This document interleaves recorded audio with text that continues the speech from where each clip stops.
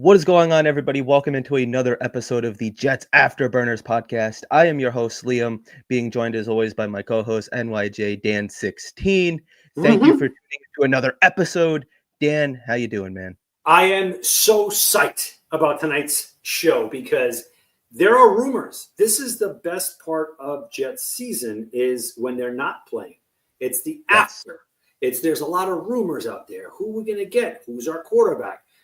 And the topic of the show is our beloved players on the possible trade block. What do you think, Liam?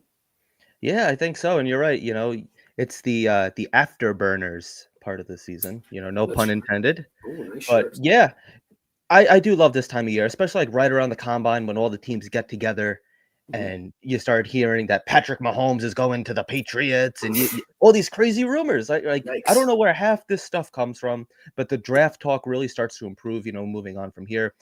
We start to get in two ways. In one aspect, we get more information on like where teams are going to be taking players and what players will be going where. But then, like Armand says here, it really is smokescreen season, you know, where the Jets are going to be moving up to the first overall pick to get Cam Ward and this and that. There's just so much. This is such a fun time of year. Very confusing. I take really a lot of it with just a grain of salt because what are you going to do? I really start like honing in on like who I think the Jets are going to be taking probably like early April, you know, but from now until then, all bets are off, man. Anything could happen.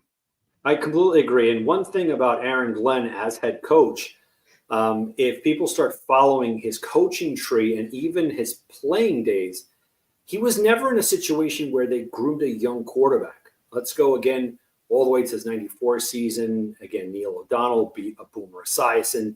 Then 98 with a journeyman in Vinny Testaverde. There was no solidified young gun. And then in his coaching days again, with Drew Brees when he was there with New Orleans. Then he went to Detroit, and again, bam, it's all about Jared Goff. And that's where I wanted to start off with Rumorville here, because before I even say anything, I just want to stamp this. I want to stamp that the Jets Afterburners are going to be the first ones that place this out there, because we were the first ones that showcased the whole J.J. McCarthy possibility. Yep. No problem. No issue. Hendon Hooker, even way before Ben Johnson and Aaron Glenn was hired, we threw it out there. It's all good. This one here is kind of out of the box, but where there's smoke, there's fire, Liam. Let me preface this here. The Jets select 7th overall. I do not think that the New York Jets are going to trade up for a rookie quarterback. That's not Aaron Glenn's style. Aaron Glenn worked his ass off to get to a position as such. He doesn't want to spend time grooming a young quarterback. Not in this market, man. It doesn't work for the Jets. You know what works for the Jets? Trading for a veteran quarterback. And not only just a veteran quarterback, a young guy. Liam, a young quarterback. I'm not talking about, let's look at the names out there. Derek Carr, Justin Fields, Kirk Cousins. Does that excite you, Liam? No, Lehman is not excited. No, Liam, not excited. Not excited. So I'm going to excite you, Jet fans. So there's a team that is picking in the top 5. And yes, they have a very young quarterback. Very young quarterback. but he might be a little bit of damaged goods at this point, especially the Dare I? hit. I'm going to get Yeah. into Dare I say generational?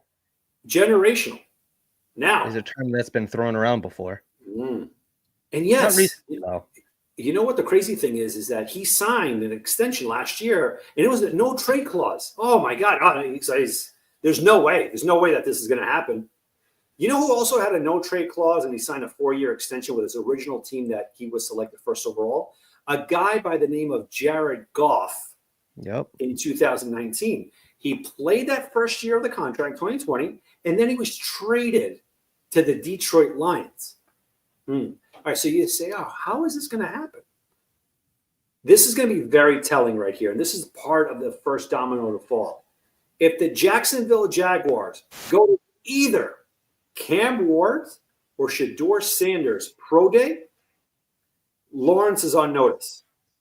Yes, like you said, the generational quarterback, Trevor Lawrence, will be on the block.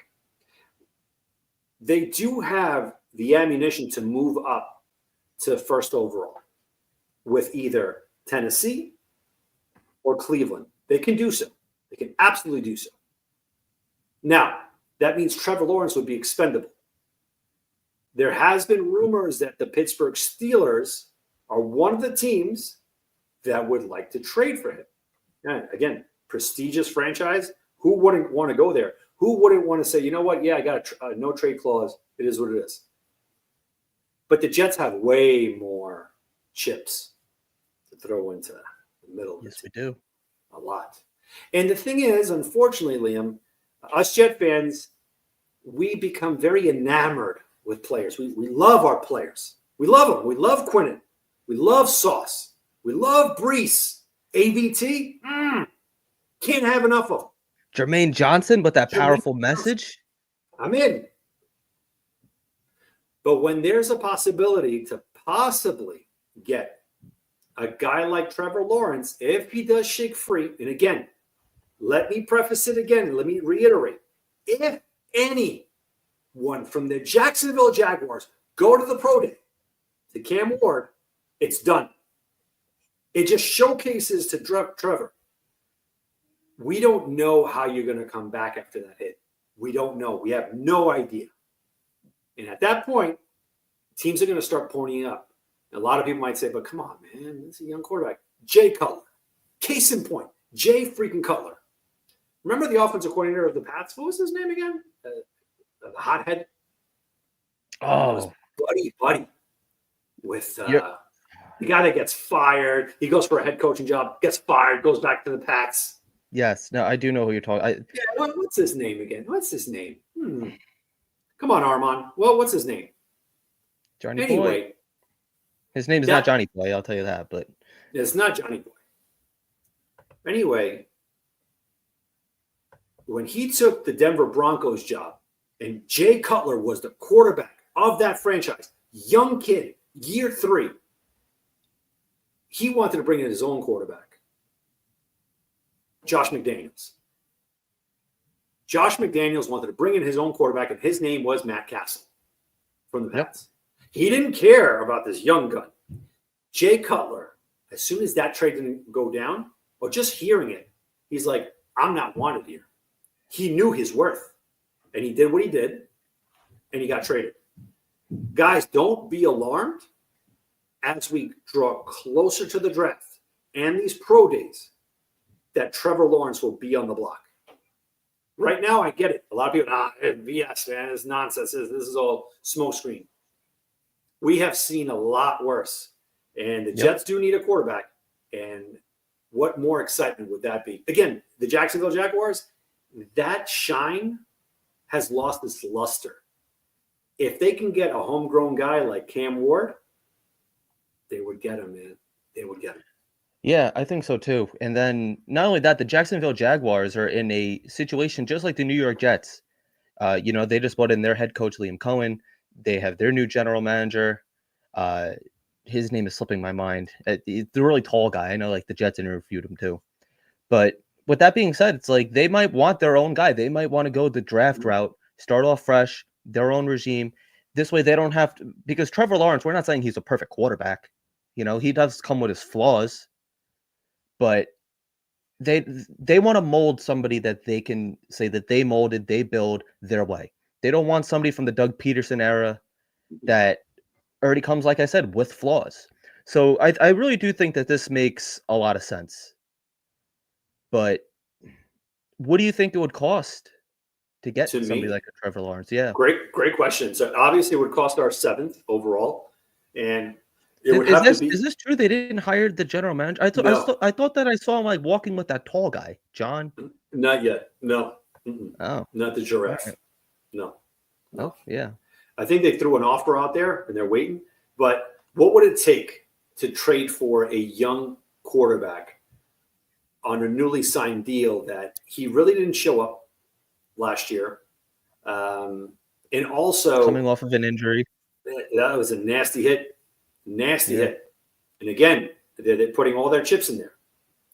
What would it take? Our seventh, probably a second rounder next year, and possibly one of our star studs, most likely Quinnen, Sauce, um, one of those two. Not Garrett. Yeah, again, to me, Garrett is off the table. Unless a team comes and just blows us away with a deal.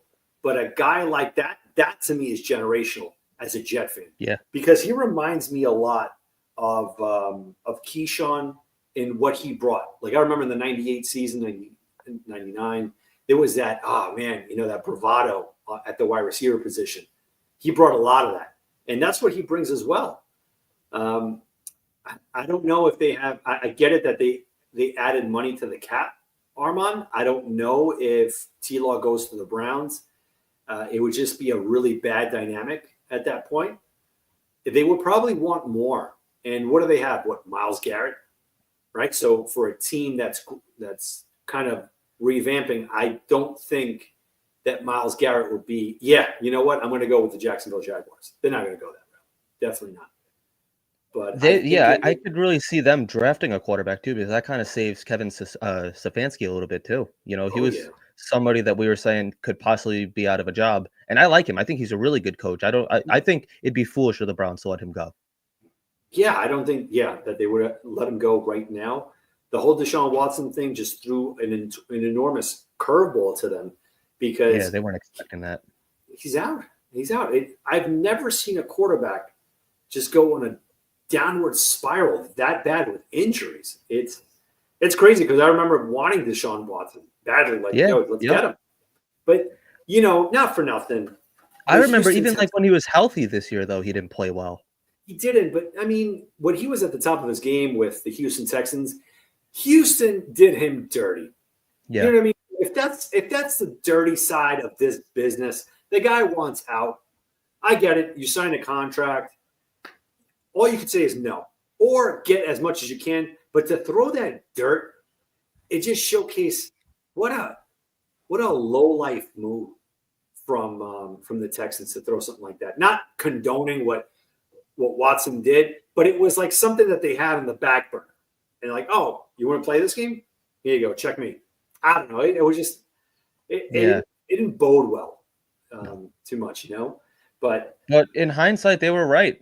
He hasn't been the same since then. I don't know if it was just like all of his off the field stuff that's like really gotten to him, or what. I don't know what happened to him. It should really be like looked into because it's very strange. He was a very good quarterback. excellent. And Maybe the Browns just broke him. I mean, like we say it here all the time with the Jets. Oh, the Jets, that's where players come to die. In most recent case, Aaron Rodgers. It's a joke to us, but maybe I don't know. It's very strange, whatever it is. Now it's again Rodgers. That train, it's done with. I think the majority of Jet Nation has come to grips with it.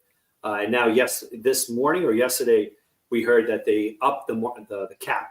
Yep. So with a whole bunch of cuts that we have going on, with obviously post June 1 with Devontae, Lazard, Rodgers, we're very close to like 62 or 63 million over the cap. And now, again, what's his name? Matt O'Leary had a video today. Credit to him. Just adding up some players like Clemens and Zerline, which again I don't understand, guys. I don't understand. Again, this is what separates great teams and crappy teams. How is Zerline still on the New York Jets? He cost the season. He cost us Aaron Rodgers. This season was going to be memorable, guys. Like there wasn't a game out there like, oh man, shoot, we got blown out, this and that. We were kicks away from being easily 10-7, easily. But when you have a horrible head coach, number one, who doesn't know how to pull people out and be like, you know what? You cost us 2 games. We're going to get some more kickers. No, it's all about confidence. All about confidence. I don't think Aaron Glenn is that kind of guy. No. If you cost him a game, you're done. Especially a kicker. Especially a kicker. Yeah, I think so too. And outside of that Arizona Cardinals game, yeah, they really weren't blown out. I mean, yeah, you could think back to that one Bills game too. But talking about Bills games, I think back to the home game, where they wore that helmet and that uniform. That he missed 2 field goals. And the Jets lost 26-20. So we would have been tied 26-26. We've seen in that building at MetLife what happens when the Jets play in overtime against the Bills. Magical things could happen. Yeah. And like you said, you think back to that 10-9 loss against the Broncos. That's another one. You make that field goal, you're up. So I don't know what it is. Greg Zuerlein, he's another one, where one year he's up, one year he's down.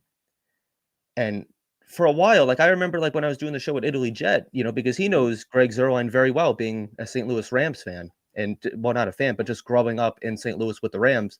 And he warned me years ago when we first got him. He goes, he's going to get your expectations up and then he's going to hurt you. And then he goes on, he has a great season. I'm like, what are you talking about? I'm like, yeah, I guess my expectations are up, but he's holding his end up too. He's hitting 58, 60-yard field goals, winning us games. And then, Italy Jet was right with this point because he came back down to earth. I don't know if it's just in his head. It has to be, right? Because he has the talent to do it. We've seen him do it. So it has to be between the ears. That's same it. Thing, same thing with Zach Wilson. That's what I'm saying. Like when we had Vedvik, right? Mm-hmm. What was it? Game 1 against the Bills in Darnold's second season or what? All right, it's not working. But to continue trotting him out again. Look, Denver, like you said, that was one. Minnesota, another one. The Buffalo Bills. Those are 3 games right there. 3 freaking games. So right there, you'd be 8-9. 8-9. And then the Colts game. The Colts game. You figure you beat the Bills, you beat Miami once, and then you beat New England once. Mm-hmm. You probably get into the playoffs. Absolutely. Especially beating the Broncos. I think that was that was the game that came back to bite us. That was the one, man. Keep going down the schedule if you don't mind. Is there any more close games? The Seattle Seahawks, 26-21. Miami, at Miami, we lost in overtime. Then against the LA Rams, 19-9. Buffalo, they destroyed us.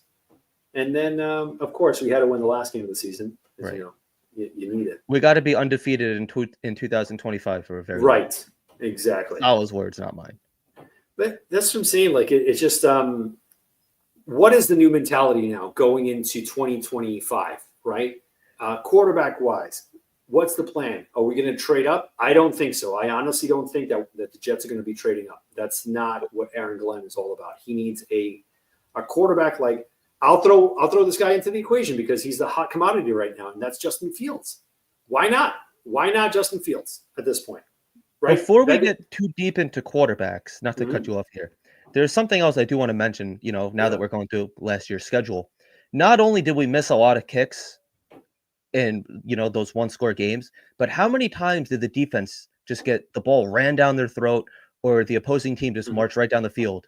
You think back to that New England game when we played them away at New England, actually, whatever week that was. Mm-hmm. And we had that game in the bag. Yep. So going into this draft, I really don't see us drafting a quarterback, especially in the early rounds. I really think that this is the draft to get a defensive player. And that defensive line, that was the strength of this team. And Joe Douglas destroyed it. And we saw this year in the Super Bowl, what did the Eagles win with? Their defensive line. Right. And look at how many edge rushers they had. Bryce Huff was a hero here. We all loved Bryce Huff. He wasn't even active in the Super Bowl. Got He didn't do deactivated. anything with the Eagles. Amazing. That defensive line is such a premium in today's NFL, which is why I don't think Quinnen is on the trade block.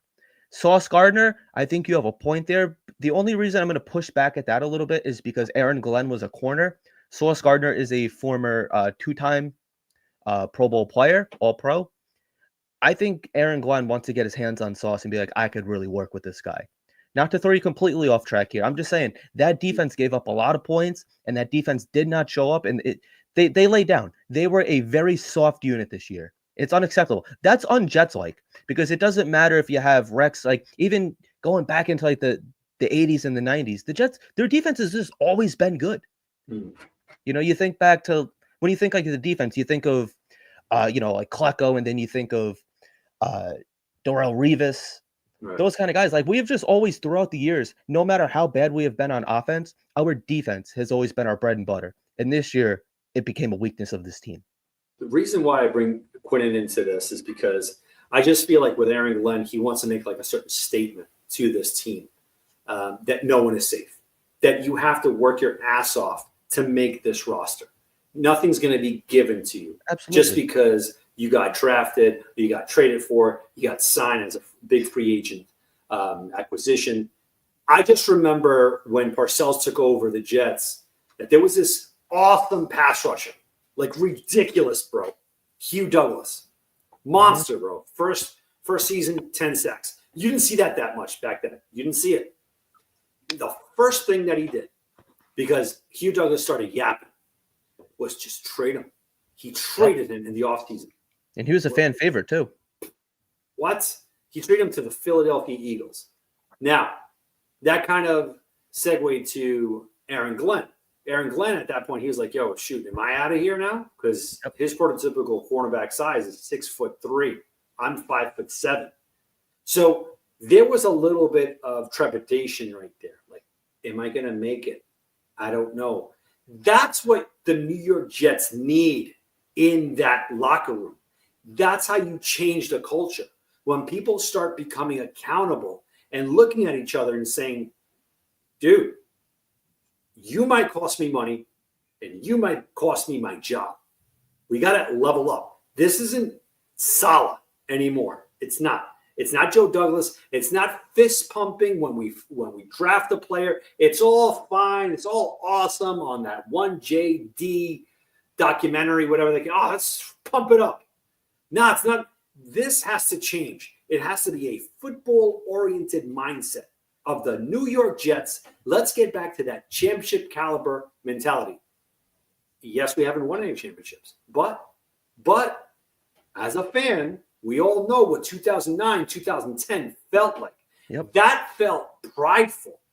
Every time that we turn on the TV, we're winning this game. This is us. It was fun to watch a Jets game, and it wasn't fun to watch them competitively and then they lose.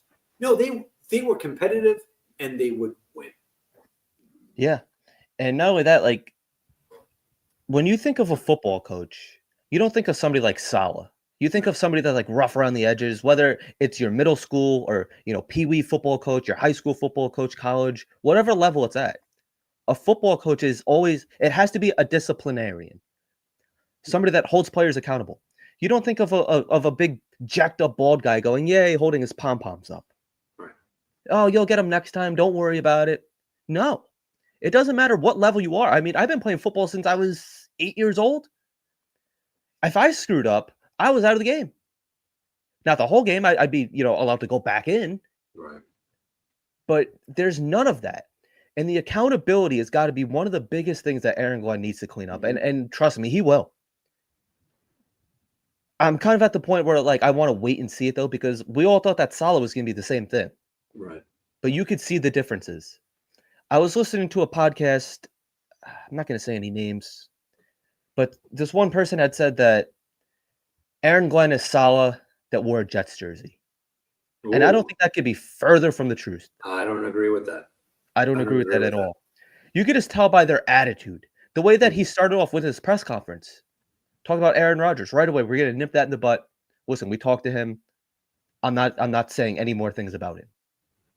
You know, you could keep asking me that question. I'm not gonna give you this answer. I'm not answering this question. I like somebody like that. You know, just rough around the edges. He's not your Mhm. best friend. He's not gonna give you a hug and tell you it's gonna be okay. Mhm. You know, if he could, he would be that coach that grabs you by the face mask like they used to do back in the 80s and the 90s, pull you down to the ground and say, "You're gonna sit here until I say you go back in." And Right. that player A, B, C, whatever player it is, would never have that penalty again. That's how you get rid of the penalties. That's how you clean all this up. Somebody that's gonna embarrass you, hold you accountable. And if you can't handle it, then maybe this isn't the place for you. Remember, this is New York. We're the New York Jets. We're built for this. Right. 100%. And, let's go to Detroit, right? You have Dan Campbell. It took him a little bit of time to showcase what he was all about. And there was a kind of an accountability with the assistant coaches, too. Think about it for a second. Those plays that Ben Johnson would make, it would have to go through the head coach. And they would have to be on point with these trick plays, or it would have been a disaster. Yeah. Do you know what I mean? So now the outside coaches have to have this trust to their main guy and be like, look, I'm going to be the offensive coordinator. Are we cool with this? Little by little, a trick play here, a trick play there. What do you think? It's a little innovative, a little out of the box. Dan will be like, all right, go for it. Let's see what we got. But if you F up, just remember that we hired you because we let go of the other offensive coordinator. You could be in the same boat. You know what I mean? So Look that's at all the why. times that they went for it on 4th down as well, Oof, trusting their players. right, right. There's That's a what lot it's of all trust about. there. And that's really how you build a system. You build it from the ground up. You all trust each other. You know, you're with these players more than you're with your own families. Right. So it's like if I'm the head coach and when I send that offense on the field on 4th and 2, talk about like the Lions. I expect Montgomery, I expect Gibbs to be able to power through and get that first down. Absolutely. You're not going to get stuffed on 4th and 1 and let me down. Because that happened actually last year in the championship game against the 49ers, and that cost them their season. And a lot of people said, "Oh, maybe the Jets." I'm looking at the Jets. Maybe the Lions should let Dan Campbell go. And it's like, no, No. no. I like that. I like that. I like that he goes for it. That's his identity. And when we're watching Lions games, you know that there's going to be a couple times on 4th down where he goes for it. It's not going to be 4th and 1 on the 50 and they punt. They're not going to lay down on their backs. They're the Lions, and a lot of people made fun of Dan Campbell. Oh, biting kneecaps. What does that mean? He kind of shows you what it means. Right. Yeah, we're a poverty franchise. We are down. We're clawing back up. We're going to be clawing on your legs. We're going to be biting those kneecaps and getting back up there. And now look at them. They're leveled up with every other NFL team, with the best teams in the league right now. They have a lot of teams up against the ropes. That is going to be the new Jets identity. It That's has what to we be. need. That's what we need. That's We need that. exactly what we need. We need that grit, man. We need that passion again. We need that locker room believing and saying, all right, you know what? It's out of the box. Even our offense coordinator, you have all this negativity now. But there was an opening there. And if Detroit really liked them, then they would have hired Engstrand as their offensive coordinator. But I guess they didn't really think too hard. Enough of this. Enough. Come on, man. Like, it's always negative. It's always, Steve Wilkes didn't have a job. Well, the Jets, they really wanted Ben Johnson, but he didn't want to come here. Who the hell was Dan Campbell? Honestly, who was he? Yeah, Who was Sean McVay? Who was he before? Who was he? Honestly. right. Andy Reid before he went to Philly. Who was he? He was just there with Brett Favre. Kyle Shanahan. Who was he? Who? Nobody. But no, it's because it's the Jets. They suck. And whoever they hire, it's because of a reason, because they weren't up to par for the other teams. F that, man. Like, enough of that. Aaron Glenn wanted to be here. He wanted to be a Jet because he played here. He saw what it meant to turn things around from a 3-13 season, 1-15 season, all the way to a 9-7 in 2 years in the AFC Championship game against the Denver Broncos. And because of a freaking second half off kick, it just stayed up there. We lost the game, and that's where everything turned around. Aaron Glenn said it. He has unfinished business here. That's what I want to hear. That's what you want to hear, Liam. That's what Jets Nation wants to hear. But now we want to see results. But I don't want to hear a coach like the Jacksonville Jaguars, Liam Cohen, Duval. Yeah, no. No, I don't want that. That almost like reminded me of like Gase 2.0. Like he didn't have the eyes, but yeah, it was so cringy. And now I'm gonna. Oh, I got a job.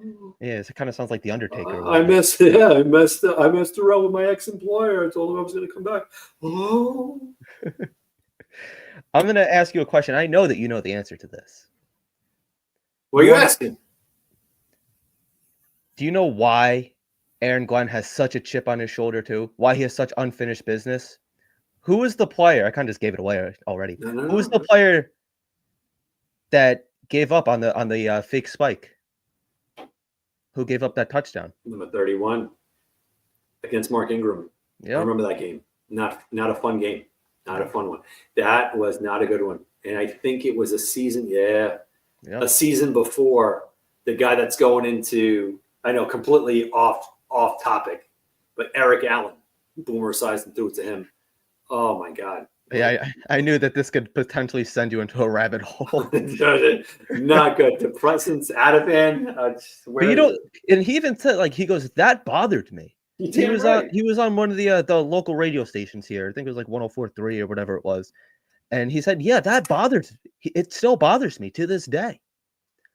So you best believe that it's personal with him coming back here. He's not on the field. He's not wearing number 31, but he's coaching with a vengeance. Right. And he's going to have these players up to standard. And you know what? A lot of these players might not even know about the fake spike and nevertheless that, is against him. But you best believe that's coming up in the film room. And the Miami Dolphins, they're still trying to embarrass it to this day. You guys think that we don't have beef with the Miami Dolphins anymore? Let me show you a clip. Mm-hmm. This happened against me. This is personal on my level. And how I fix that is through you guys.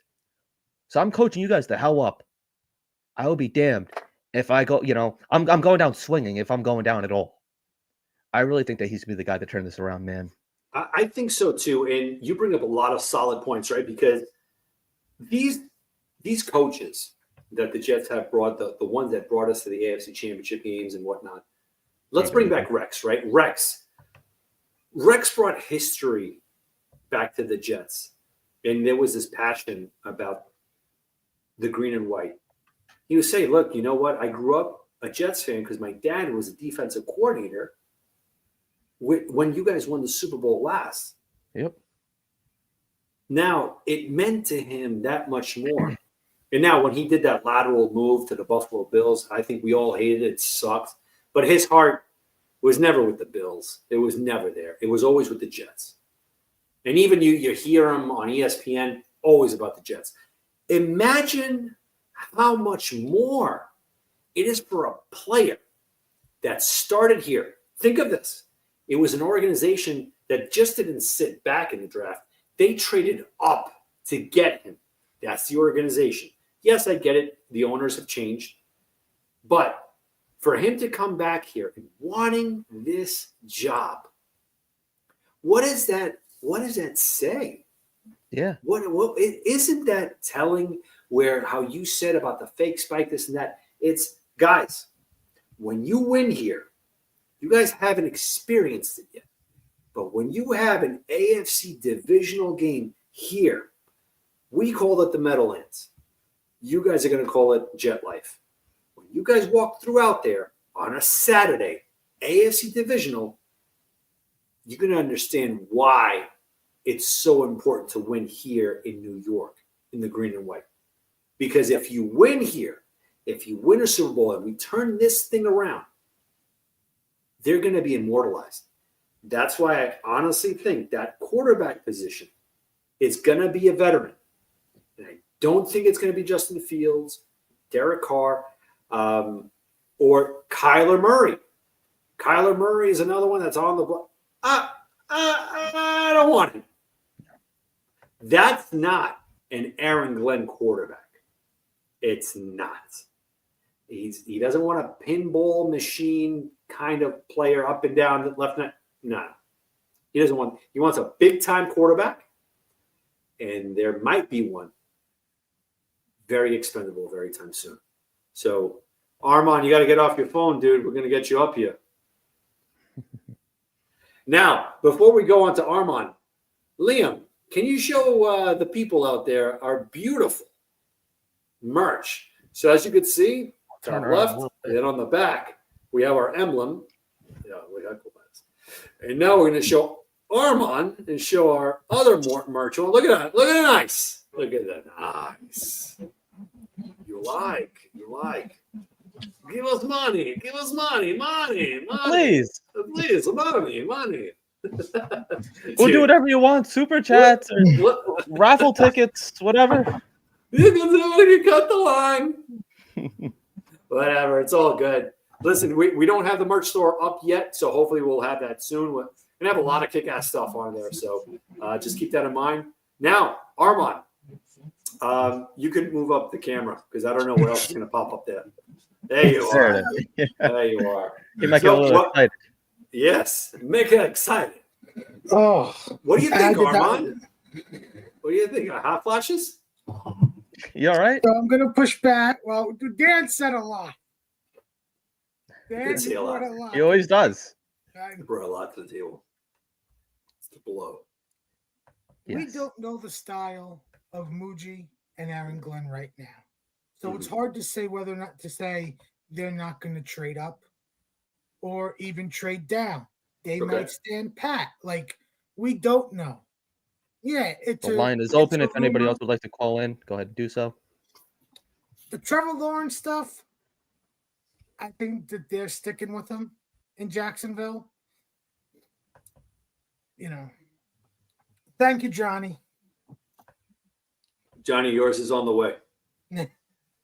All I could say is that you're welcome. I follow some Pittsburgh reporters, and when the Steelers rumor came out that they called Jacksonville about Trevor Lawrence, yes, one of the Pittsburgh reporter I follow said that's not true. They never called Jacksonville up about Trevor Lawrence.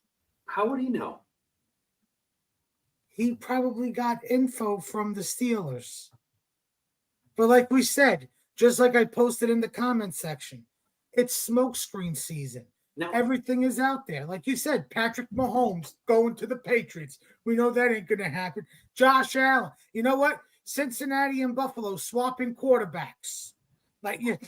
Armand, are you with the witness protection program? Because, like, we can see you. There you go. Sorry, there's the face. My camera's acting up a little. There's that cutie. Nice eyes. Like Liam said, I'm taking everything with a grain of salt.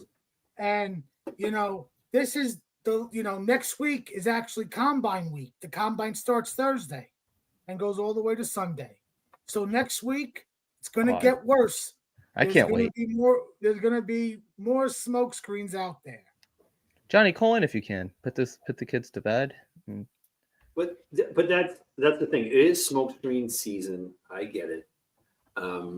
But from the outside, you start putting two and two together. Like, again, I know with Aaron Glenn, his whole entire career, there was no young pup. There was no young gun. There was nobody. It was all about the veteran quarterbacks, right? Like Vinny Testaverde. It was right then and there. He learned from his predecessors, Bill Parcells and Peyton. Peyton had Breeze. Again, he goes to Detroit. And he had Jared Goff, man. Again, it wasn't like a process of learning. That's why I think most likely Justin Fields is going to be a guy that's probably going to be in the mix here. Whether you don't like him or you like him, how I look at it is a vantage point of maybe, just maybe, it might turn into the same as what Sam was to the Minnesota Vikings. Catching that lightning in the bottle where you could change that culture around. talent like Minnesota does? We might. So we have a second wide receiver here as good as Jordan Addison. If we draft McMillan, then it's a yes. We have a tight end here as good as Hawkinson. We get Conklin back. You know what I mean? And now the offensive line, to me, it's the right tackle. But with that being said, that's why I wouldn't go defense in the first round. He left. He said bye. Wow. Yes, you bring up a good point, and that's why, like now with the addition of the money in salary cap, it puts us in a really good position. To obviously, you can't spend like drunken sailors and whatnot, but you have to draft in a way where, all right, you know what? We got to do things the smart way if we're going to build it. We need the right players here. We can't. I don't think we have to overspend. I don't think so. I don't think we have to. Oh, hi, hearts. Hello. Hello.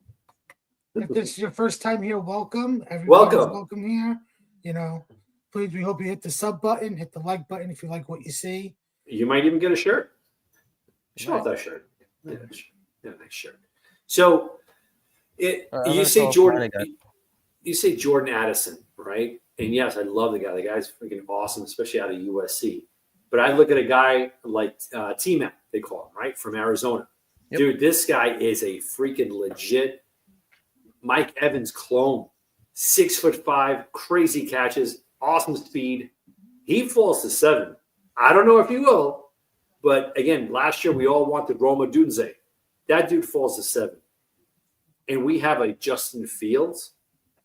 I'm in it. I don't want Jackson Dart at 7, man. Now we start hearing a lot of crazy stuff, man. They're like, Jackson Dart, love that hair. Again, these are players that you have to groom. Cam Ward, Shedeur Sanders, you put them out there. You trade up for them. You put them out there week 1. Yes, like Washington did, and look at what it got to Washington. Got them in the playoffs and got them all the way to the NFC title game. Yeah, you're really seeing it this year, especially. Rookie quarterbacks, like these rebuilds do not take years. We saw it with Bo Nix. We saw it with Jaden Daniels. The year before that, we saw it with the kid from Houston. I'm drawing a blank on his name. CJ Stroud. So it's doable. There's no more 5-year plan and the first year we're gonna suck because we have to. And look at the assets. If you were to do a full rebuild, which I have brought up many a times, we have more assets to get much more assets back in a sense of draft picks. Maybe you get a young player in return. Maybe you take some of those asset draft picks you got and trade up. You got to move that camera up, my friend. It's godforsaken camera. There you go. Leave it there so the more you talk, the more it's going to drop down. Now, Armand, my pushback to that is, and I get what you're saying, like when you're bringing in a new regime, you want to go draft your guys. But why get rid of a lot of players in their prime that are already established? Why get rid of a Garrett Wilson? He's still young. Okay. No, finish what you're saying. I was just going to say, like, why get rid of these kind of guys? I get it. You want to draft your guys for your team for the money. But when you have talented players, you don't let them go. Okay. So we had Tyson on last week, and Tyson said, you get 7-8 wins, correct? And you build your culture with that. Yep. Let's say they go 7-10 or even 8-9. Forget that you're maybe 12th to 13th in the draft and trying to trade up. After this season, Sauce is going to want an extension. Mm-hmm. Garrett's going to want an extension. Jermaine coming off the ACL injury is going to want an extension. Achilles wants the extension. If we have a 7-10 season or an 8-9 season, yes, it's based on how they play, but because players are going to look at like, we just had another losing season, another under 500 losing season, another season not making the playoffs. They might go to the Jets next season and say, we're not signing an extension. We're sick of the losing. We want out. Why? And that's going to come out next season, and then that's going to turn a lot of fans off. And that might devalue them too. That might devalue what you get back in return. You might get better value now, even with Sauce coming off a bad season. I said if he has a second bad season, he might not get you a better return. Now, let me ask you this. So, what do you think the biggest problem was with the Jets this year? Coaching. We have a new coaching staff in here. We all agree that these are talented players. Yes. You don't think that maybe they could turn the switch and, under better coaching, we could be a very good football team? They might be coached better. But if, like I'm saying, just based on the win-loss record, right? 7-10, 8-9, having another losing season, they're going to get sick of the losing. Right. Because right now they have a bad stench on them, the players. Mm-hmm. As much as, Saleh deserved to be fired, maybe not at the time he got fired, but they have that on their head, getting Saleh fired. No offense, but Sauce on his Twitch streams, having Garrett and some of the players. Who did they vouch for? They vouched for Aaron Rodgers. He burnt the cheesehead on his live stream. So they have that, as much as Aaron got hurt year one and only having a full season of him, they wanted him. They got him here. Hate to say it, but they didn't step up this season. They stepped way down. So this is a cult right now. This roster is losing on it. Are they talented? Absolutely. Dan, I'm going to bring this up to you because me and Liam was it 2 weeks ago or last Tuesday? If Carolina came to you and offered you pick 8, 8th pick overall, pick 57 the second round, and next year's first for Garrett Wilson, you don't do it? I don't think he's expendable. That gives you pick 7 and 8. And while you're thinking about this, I'm going to bring you have you have 2 second round picks this year, and you'll have 2 firsts next year. Doesn't mean you're going to trade up, but you could essentially either get 2 offensive players, an offensive lineman, and possibly McMillan. You could get an offensive lineman and maybe get an edge guy at 8. Or you said next year's first? Yeah, so essentially 2 firsts and I ain't trading Garrett. Get the hell out of here. Hello, Charles. But with that being said, I get it. Again, we have, as Jet fans, we have this affinity. Love our Jets players. Love them. But now let's say if Carolina shits the bed this year, and we have their first. Now we own the first overall draft pick of 2026, and which is a very deep quarterback class. I don't want to let go of Garrett Wilson. I don't think anybody does.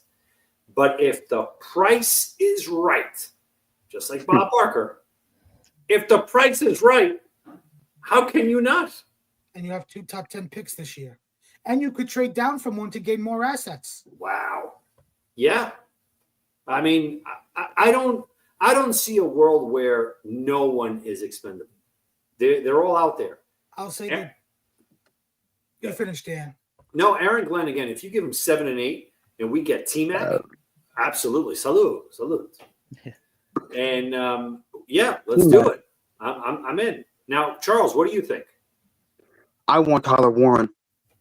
The tight end.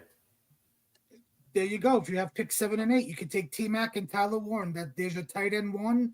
Who's T-Mac?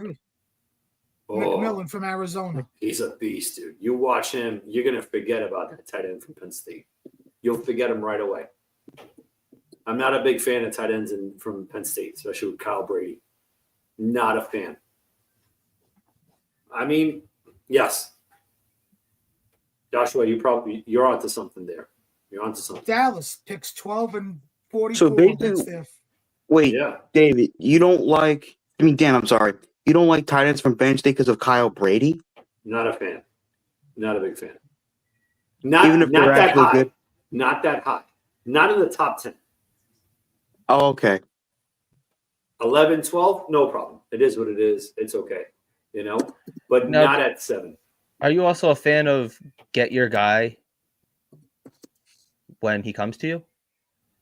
Yes. But what about the tight end from Atlanta? He was supposed to be like a stud out Kyle of the box. Pitts. Kyle Pitts, another guy, a phenom, like acrobatic. He might be expendable as a tight end. I wouldn't mind going that route instead of drafting a tight end this early at 7. I mean, is there no? I'm sorry, Dan. Is there no world that we keep Conklin? I would love Conklin back. I would too. I would love. He cut his hair, by the way. I don't want him then. Yeah, that was the deal breaker. No. He hasn't been. I mean, I look at Kyle Pitts' stats. He's not too bad. I mean, his rookie year he was good. Yeah. I would go defense and offense on if you give me 7 and 8. The hype for him coming in, people thought he was going to put up wide receiver numbers in the tight end spot.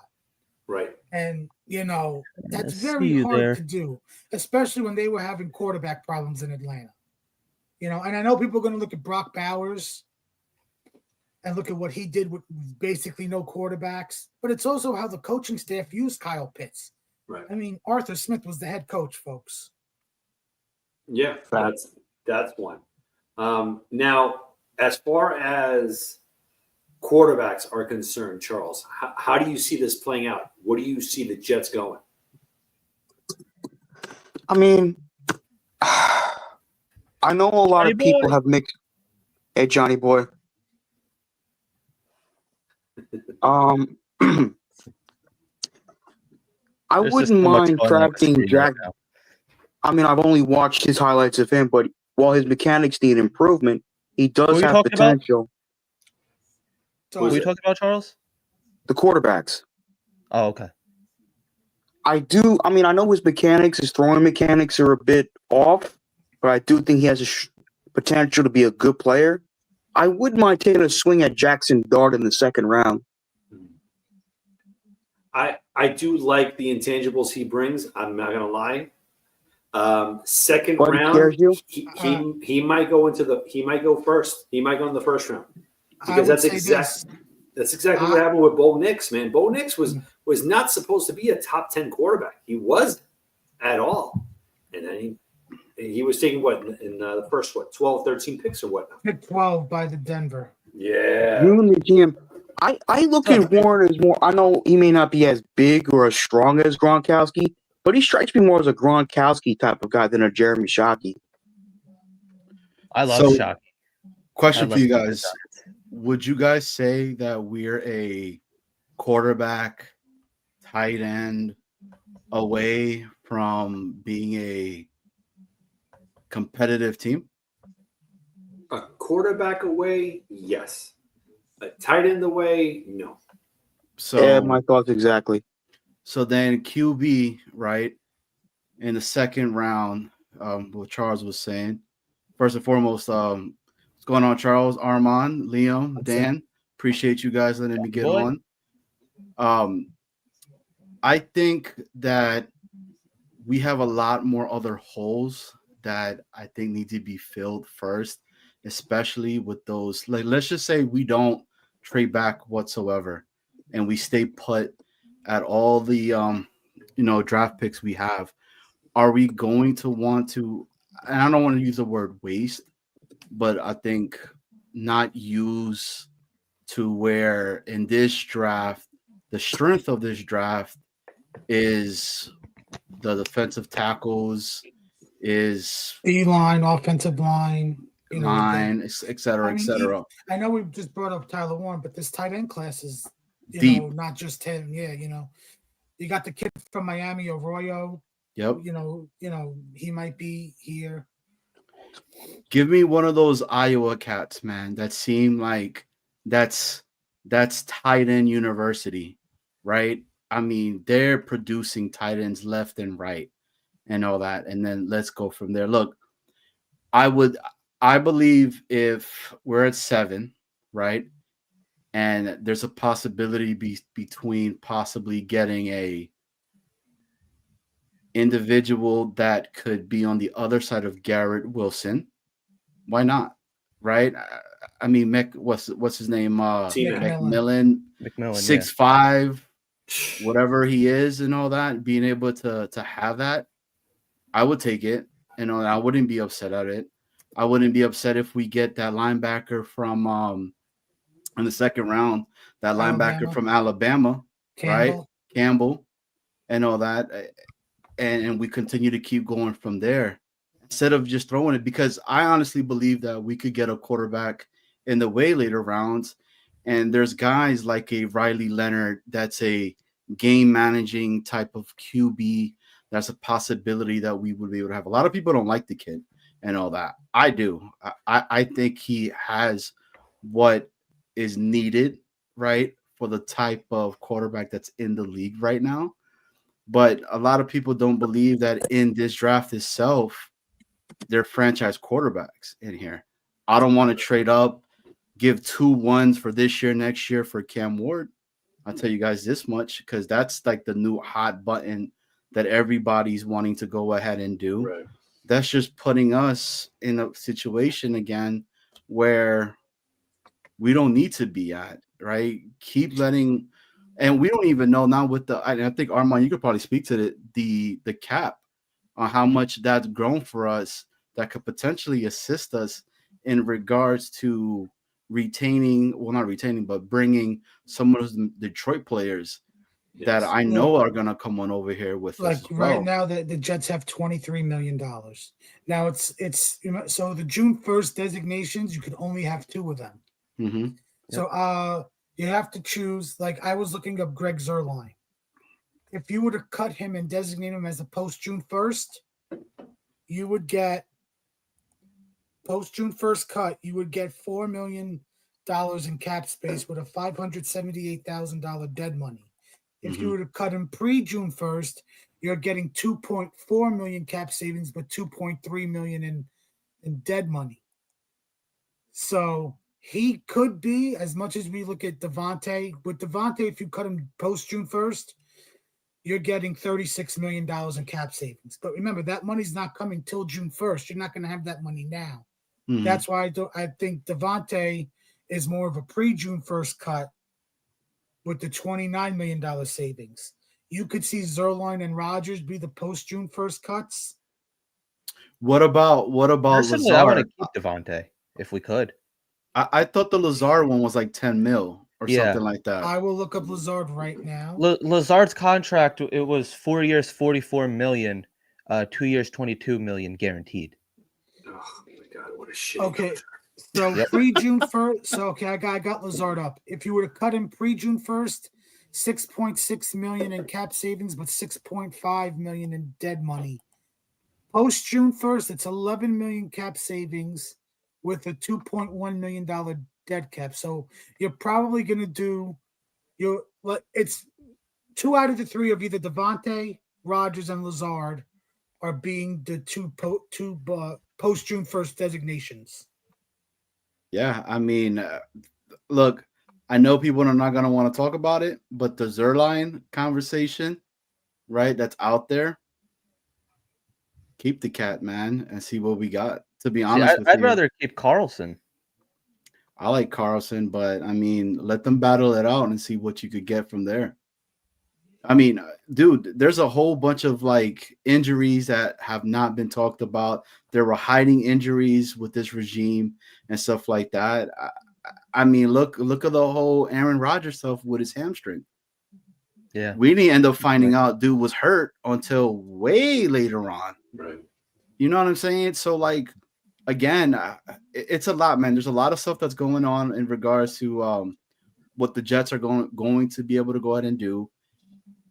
And look, man, he said it correctly from the very jump. Buckle up, because this is about to be a crazy ride, and it truly it's going to be, man. This draft, I'm really intrigued to see, right, what that first pick will be, because I think that will determine if this is really Muji, right, or if this is really Glenn, right, depending upon where we go at. So I don't know, man. There's just too many pieces that are like the dart, like the whole dart, and like no disrespect, Charles, and stuff like that, and everything. I don't know, man. Like again, I've been on the pounding the table that I truly believe that they need to build around Garrett Wilson, right? Have a conversation with Garrett and see, hey, if he's like, yo, bring in Fields, man. Like, and I want Fields and all that because of what we've done over there. He's familiar with Ruckert. I know people are going to be like, yo, Ruckert sucked and all that, but was Ruckert being used the correct way? I don't know. We don't know, man. The coaching staff, we know for sure, has been crappy, right? So they got rid of all of that. And we don't know how Rome wasn't built in a day. So not 100%. Everything is going to be done this offseason. Some things are going to be done. We also got to see how they attack free agents. Like you brought up, Johnny. What if Muji and Glenn agree as going in together as they bring in more Glenn guys through free agency, and maybe Muji has more decision making in the draft. Mm-hmm. You know what I mean? Like maybe Glenn has more say with the free agents being brought in. Speaking of free agents, I sent Liam and Dan a link earlier to one of the writers on the NFL. They brought up potential cap casualties from teams. And I made a list of players from each conference that I think the Jets should target for certain positions. Like for the AFC, we need safety help, correct? Like we have no safeties on this roster. Give me the guy from San Fran that's out there. Well, the one that was on the list as a potential cap casualty from Tennessee, Armani Hooker. Oh, that's a good one. Yeah. That's also like Jeremy Chin from Washington. That's not a bad choice. No, it's not. So from the AFC side, I put Hooker number 1, Raekwon Davis number 2, defensive tackle, Sam Hubbard, potential cap casualty from Cincinnati because they got to pay Chase. They're going to try to pay Higgins. They might tag Higgins. Trey Hendrickson could possibly be on the way out of Cincinnati too. So you might be able to choose either one of Hubbard or Hendrickson to come in here. Another D tackle, Dalvin Tomlinson from the Browns. He might be a cap casualty. Did you guys take Mark Andrews? Yeah, he was like, I wouldn't mind him. I think, I mean, like, if you're going off of recency bias, what he did at the end of the season, he might piss you off. That's sub Hubbard right there, man. That right there is a intriguing one. It is. That's a really, really intriguing. I didn't even know that one was out there yet, Armand. Kudos. Are you guys interested in Joey Bosa? Yeah. I would, but a 1-year deal, yes, because I know one thing that's bothered him is a lot of nagging injuries the past few seasons. Yep. So, if you're bringing that guy in, you might have to maybe, if you trade down in the first, maybe use your second-round pick on a defensive line guy, like an edge guy. Now, Armand, there's for Mark Andrews. Yeah, you're all in, Charles, on Mark Andrews? Braden Smith was the guy. Why are people hating on Mark Andrews? He dropped the friggin' pass. Guy's been one of the better tight ends in football his entire career. He's been one of Lamar Jackson's favorite targets. I mean, didn't the brother score like 11 touchdowns this year? Yeah, you're absolutely salary right. Cap. It's salary cap related, and plus they also got Isaiah. They got Isaiah Likely. They probably have to re-sign Bateman or bring him back, baby. Yep, JFM. Bring him back, bro. Bring him back. He had 7 sacks last year, JFM. 100%. Ladies and gentlemen, we're bringing in a general manager. No, I don't know where he went. There he is. June the GM. June, how you doing, man? What up, June? Listen. Good. I'm here. You hear me? Yeah, we hear you. I was a general manager. I still won't take the Jets job. No, I don't blame you. In 2020, I'm sorry. Go ahead, talk. Go ahead, Charles. I'm looking up his stats. He's pretty damn good. In 2021, he caught 107 passes. So people are getting on this dude because he dropped. This is how stupid we can be, bro. This is how stupid we humans can be. Oh, God, dropped one measly pass. The guy's been one of the better tight ends in football his entire career. Yeah. What are we talking about? I mean, but that's Charles, just the media, though, bro. If they cut Mark Andrews, the Ravens are saving $11 million in cap space. It's not about the drop pass. I know that, but I'm just saying people are trashing this guy like he's a bum or something. Look, I like Mark Andrews. I think he's a very good player. I wouldn't mind bringing him in. But he also might look for he might go look for a playoff team, like the rumors of Kelsey retiring. Kansas City might be in play for a tight end. They might look at Mark Andrews. Imagine that. Holy shit. I mean, Washington, Washington, if Zach Ertz retires or if Zach Ertz signs elsewhere, that could be a team that needs another tight end. He might be a guy that looks for a playoff team. We don't know what our team is going to look like. We don't know if we're going to be a playoff team. No. Dude, cut Greg Zuerlein and get this young Ho. Like, this would be awesome for the New York Jets to have a kicker with this name.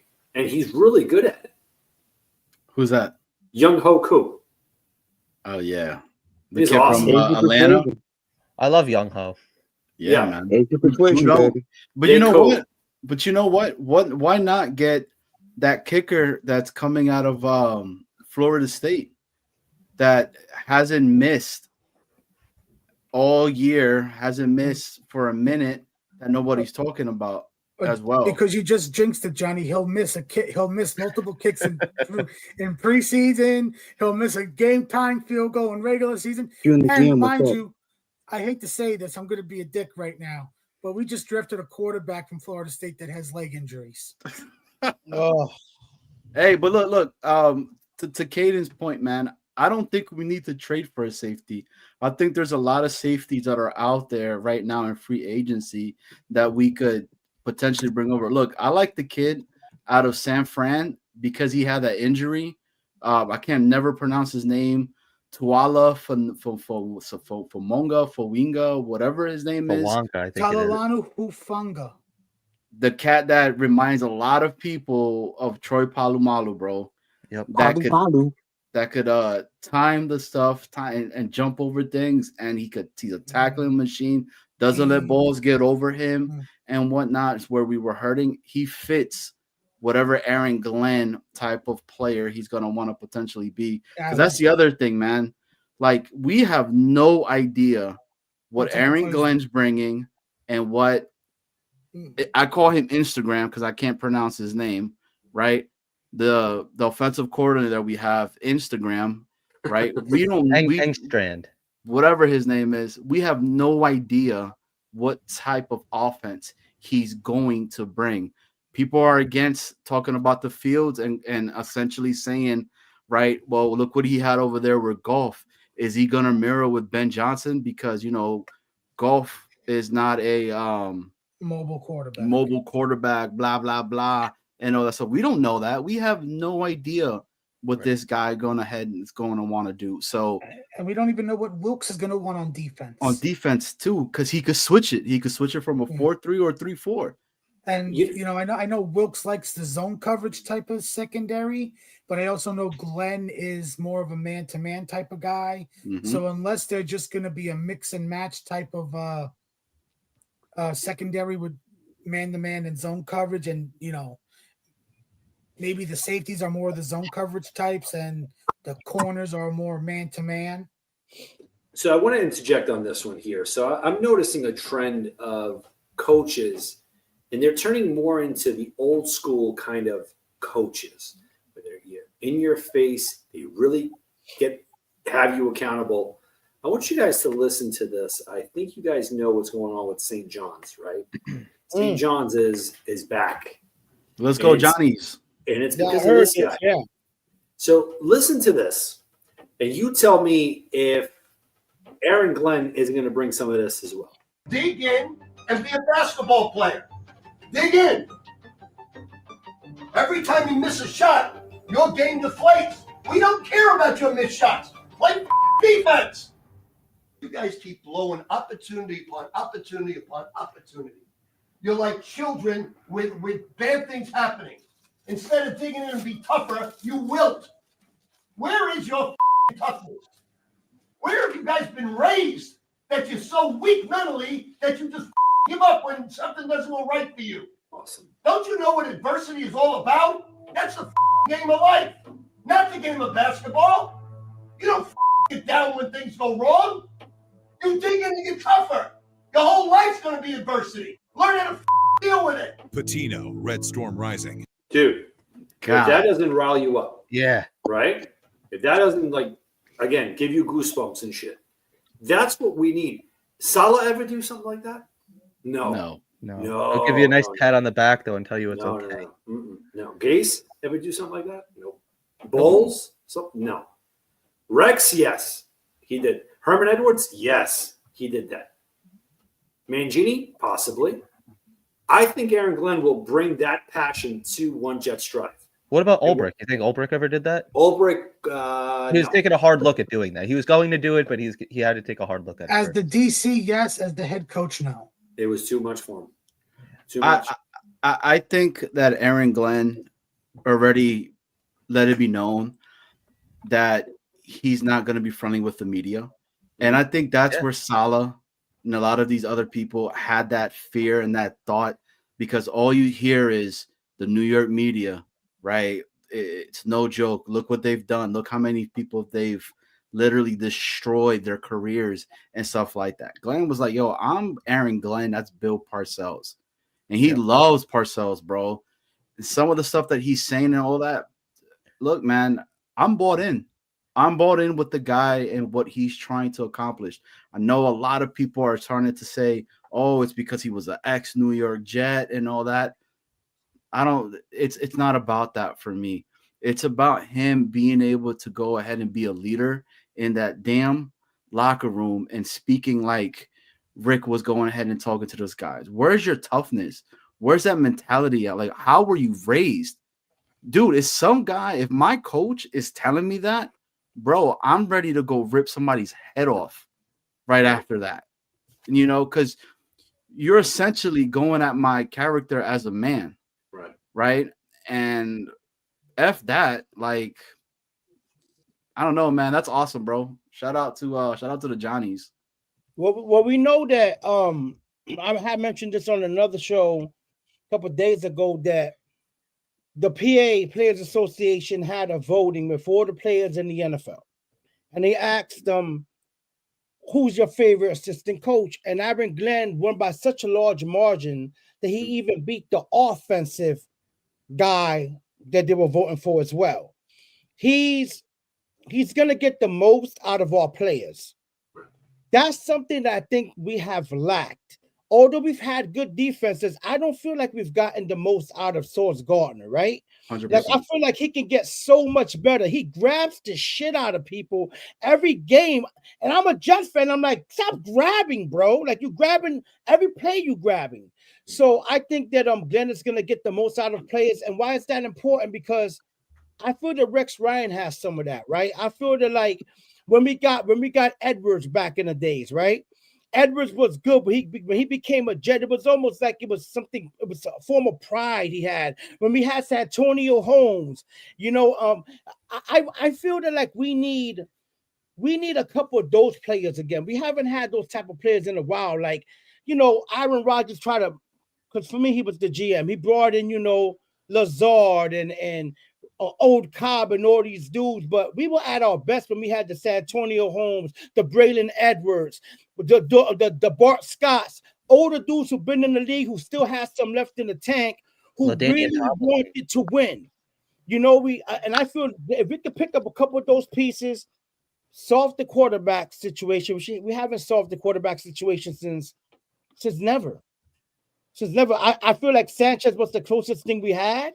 And then, you know, look what we did to him. We ran into somebody's ass and we just ran him out of New York, you know? And we kept drafting defense instead of trying to help him on the offense. And that was Rex, man. Rex, he couldn't evaluate talent, Rex, bro. he couldn't. He didn't have Y'all forgot about Chad Pennington. I love Chad. The problem with Chad Pennington was he had a weak arm. His shoulder, throwing into tight windows, and that cost us a lot of games. If Chad Pennington had a strong arm, we probably could have won a Super Bowl with him. I remember that one playoff game, man. His shit was just, by the time it got there, the defender was, that's his arm. Yeah. His arm was a little weak. And they never really got him a number one receiver. Now, they drafted Wells with Santana Moss and Lavernius Coles, but those guys were not number ones. Well, I feel like we got pieces now, right? I think Joe Douglas left a solid foundation. Although he missed, you know, on the biggest one. We need to know just quarterback, man. And I don't know the plans. I hear about the Justin Fields. I'm not anti Justin Fields. I'm not anti Winston, but I'm gonna be real, man. I want a young gunner, man. I want a young cat from college. I love Cam Ward. I won't mind Shador Sanders. You know, Dart is not a first rounder. I like the kid from Indiana. That all changes next week. You know, that all could change next week at the combine. You know, Jackson Dart shows off next week in Indy, and then his pro day. We can look good in shorts in Indy throwing the rock. You know, it's like that's how Zach Wilson got second overall. Right, he looked great. Hold on. Josh Allen looked tremendous, and look at how he turned out to be. Oh yeah, Next one, by the way. Are you guys concerned with Shador Sanders at all? Possibly like with Dion and just like the extra 100% baggage, if that's the word you want to give it. 100%. I do not want a quarterback within the first round because I feel like we're going to fail that quarterback.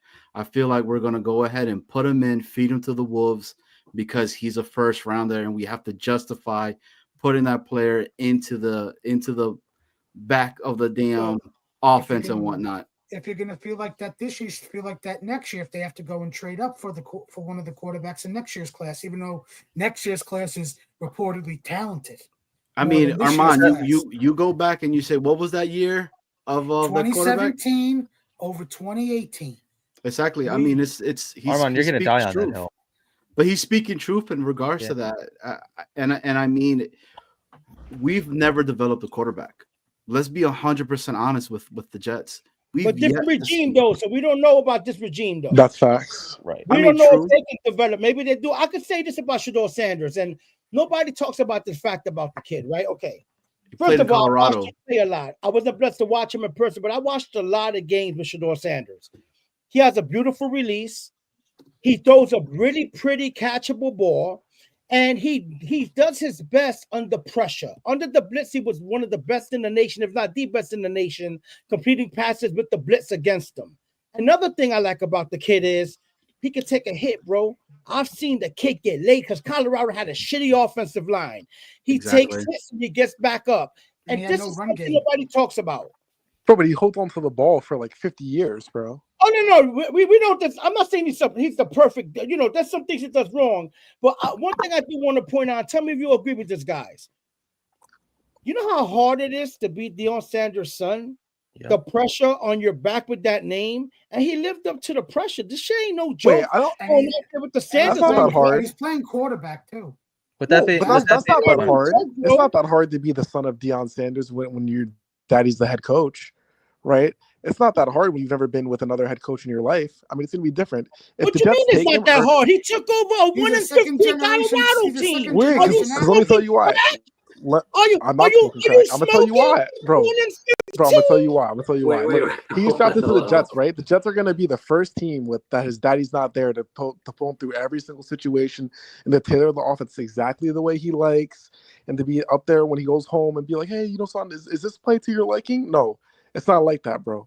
Life is not like that. And I'm going to tell you right now, if you take him to the Jets, he's going to fail miserably. No, with that being said, what's going on, Evan? Thank you for got daddy. What's up, Evan? Bronny James got daddy. Nothing much, bro. You know, I just want to say thank you for having me up on the live, bro. It's a pleasure to be here with you guys today. Yeah, of course, man. Evan, excellent. Evan, you acting up, Evan. You acting up. I'm telling you the facts, bro. The reality is, look, regardless of what you or anybody else thinks about Shador Sanders, Cam Ward, Jackson Dart, it doesn't really matter what we think. All that matters is everybody in the world could think that they suck.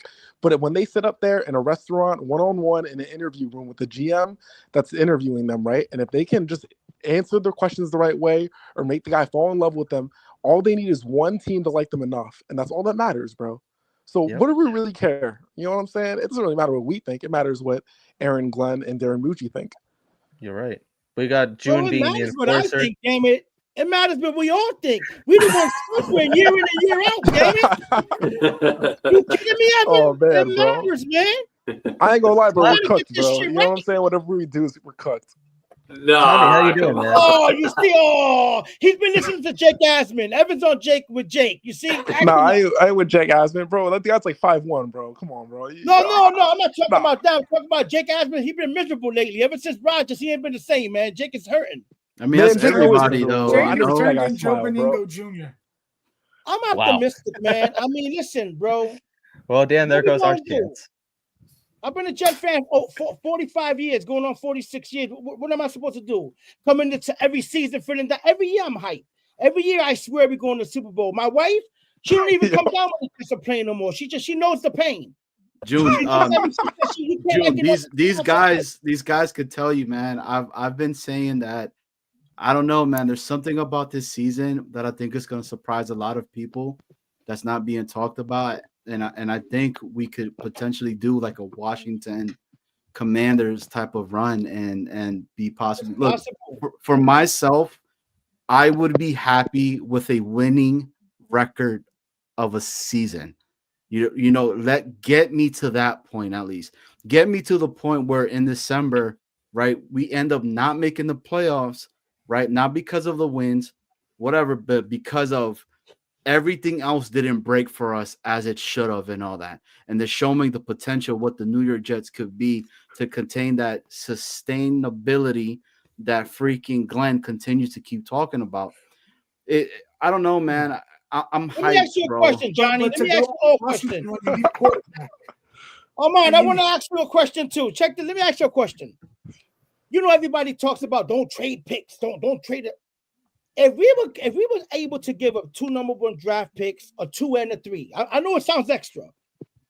I mean, let's say we move up, we grab Ward, and Ward has a Jaden. Hold up, let me finish. No. Can I finish, Tommy? Go ahead. We trade all them players, right? And Cam Ward turns out to have a Jaden Daniels season. I guarantee you, we all take it. I know, Tommy. All these smokes has been forever, dude.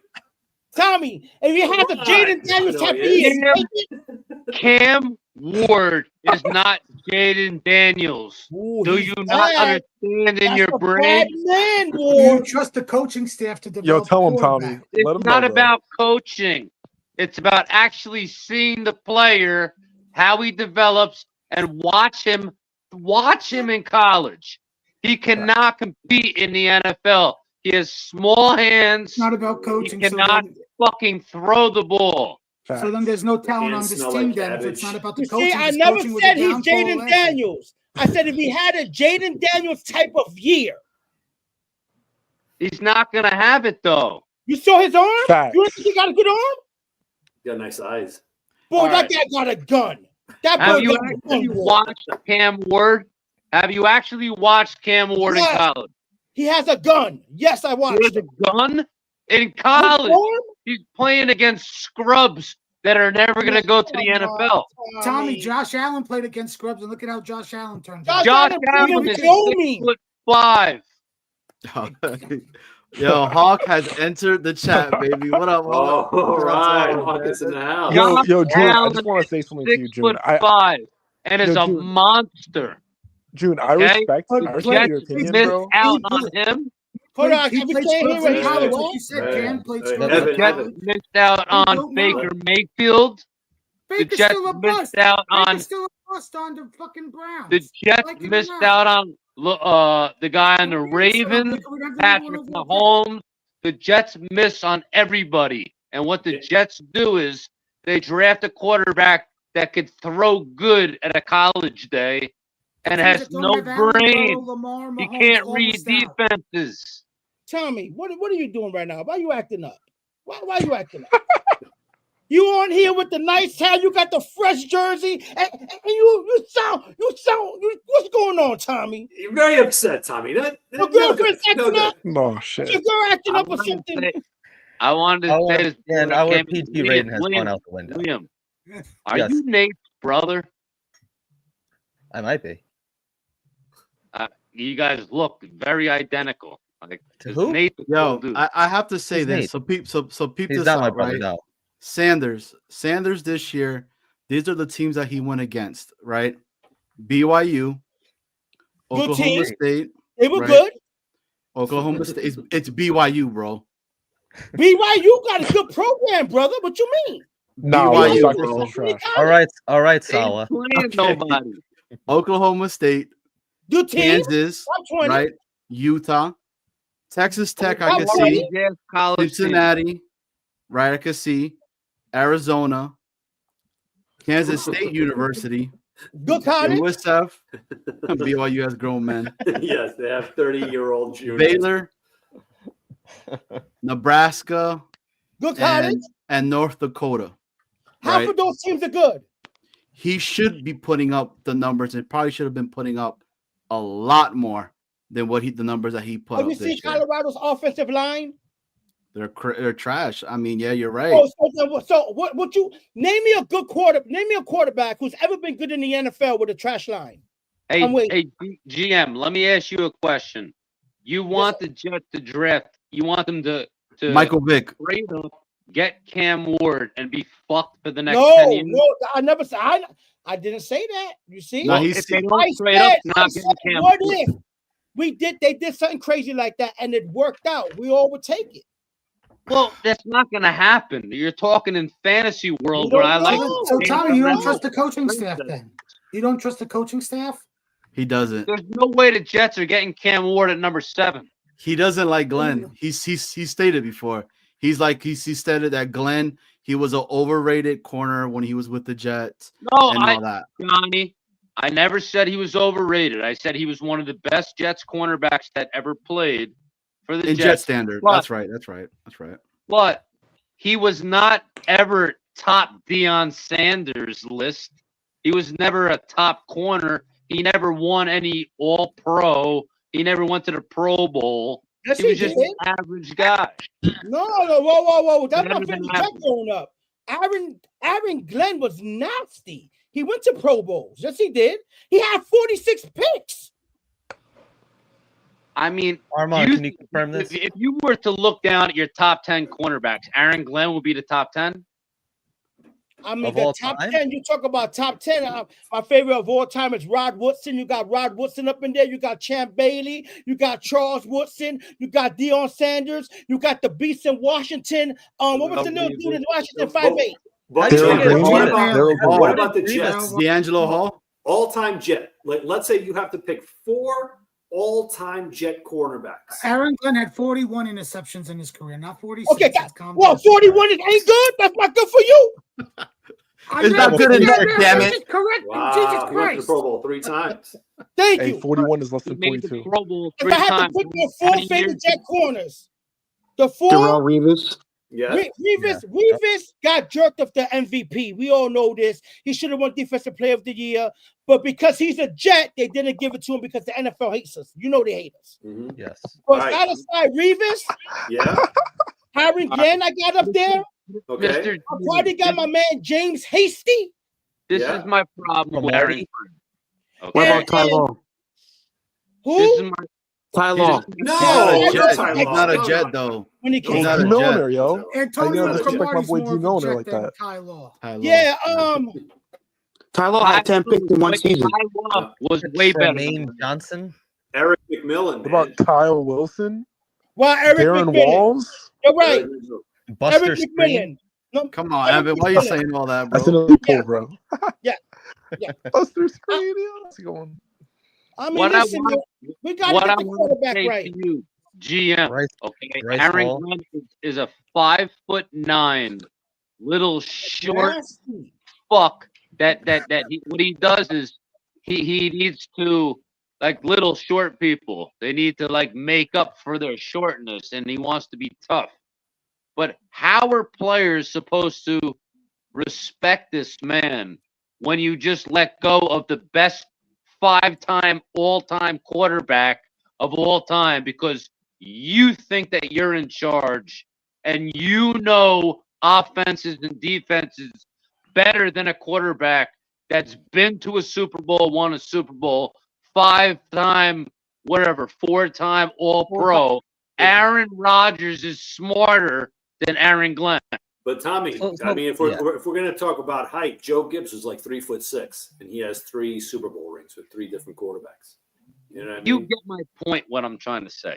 Yeah, but Yeah, but how It's- about Since let that me- Super let Bowl, me ask you Rodgers that. hasn't been back. He's choked in the playoffs. Let me I'm ask going you. to tell you guys. Hold on, He just hold on a came off second with here. the Hold on a second here. Achilles I'm not tear, talking bro. about the It gives Achilles. him I'm a saying year since or two. the Everyone's Super about to get Bowl, when muted he's in a been in the second here. playoffs, he's choked. yes. So Tommy, let me ask you this. What is the difference what is the amount of wins that Aaron Rodgers is getting you compared to a Tyrod Taylor, Justin Fields, Kirk Cousins?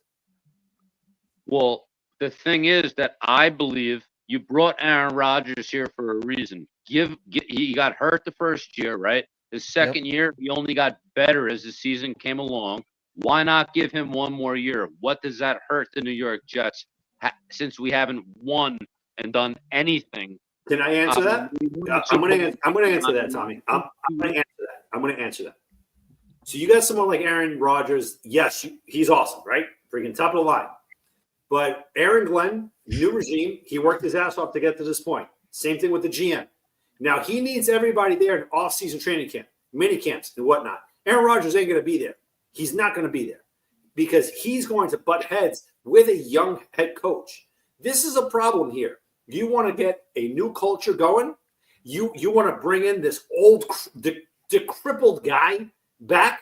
By all means, you want to have your 28 touchdowns, 3 interceptions, 4 interceptions. We're not a quarterback away.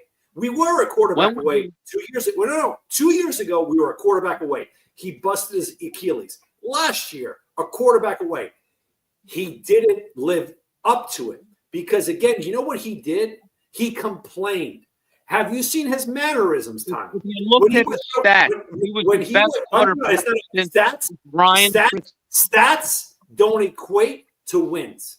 That's a big problem when stats don't equate to wins. When you continue to throw the ball at guys' feet and you start going like this, oh God, and he's going to Egypt and the offseason, I'm done with that. I'm done. Let's move on. But again, we're all panties in a bunch. Oh, man, Aaron Glenn let go of freaking Aaron Rodgers. Oh, my God, it's 43-year-old. I get it if we let him go at age 22, age 23, right before his prime. I get it. But damn, he didn't do shit with the New York Jets. Shit. All right, 28 touchdowns. Wow, it was great. For what? For what? For what? Oh, we're going to be upset? No, we're upset. We're upset that this experiment went to shit. And I'm going to tell you why this experiment went to shit. No coaching. When you have no balls at the head coach. You know why it worked out with Tom Brady and Peyton Manning? Because they had legit head coaches and assistant coaches. This douchebag right here, Ulbrich, he wasn't ready. He was not ready to tackle Aaron Rodgers. Aaron Rodgers did whatever he wanted.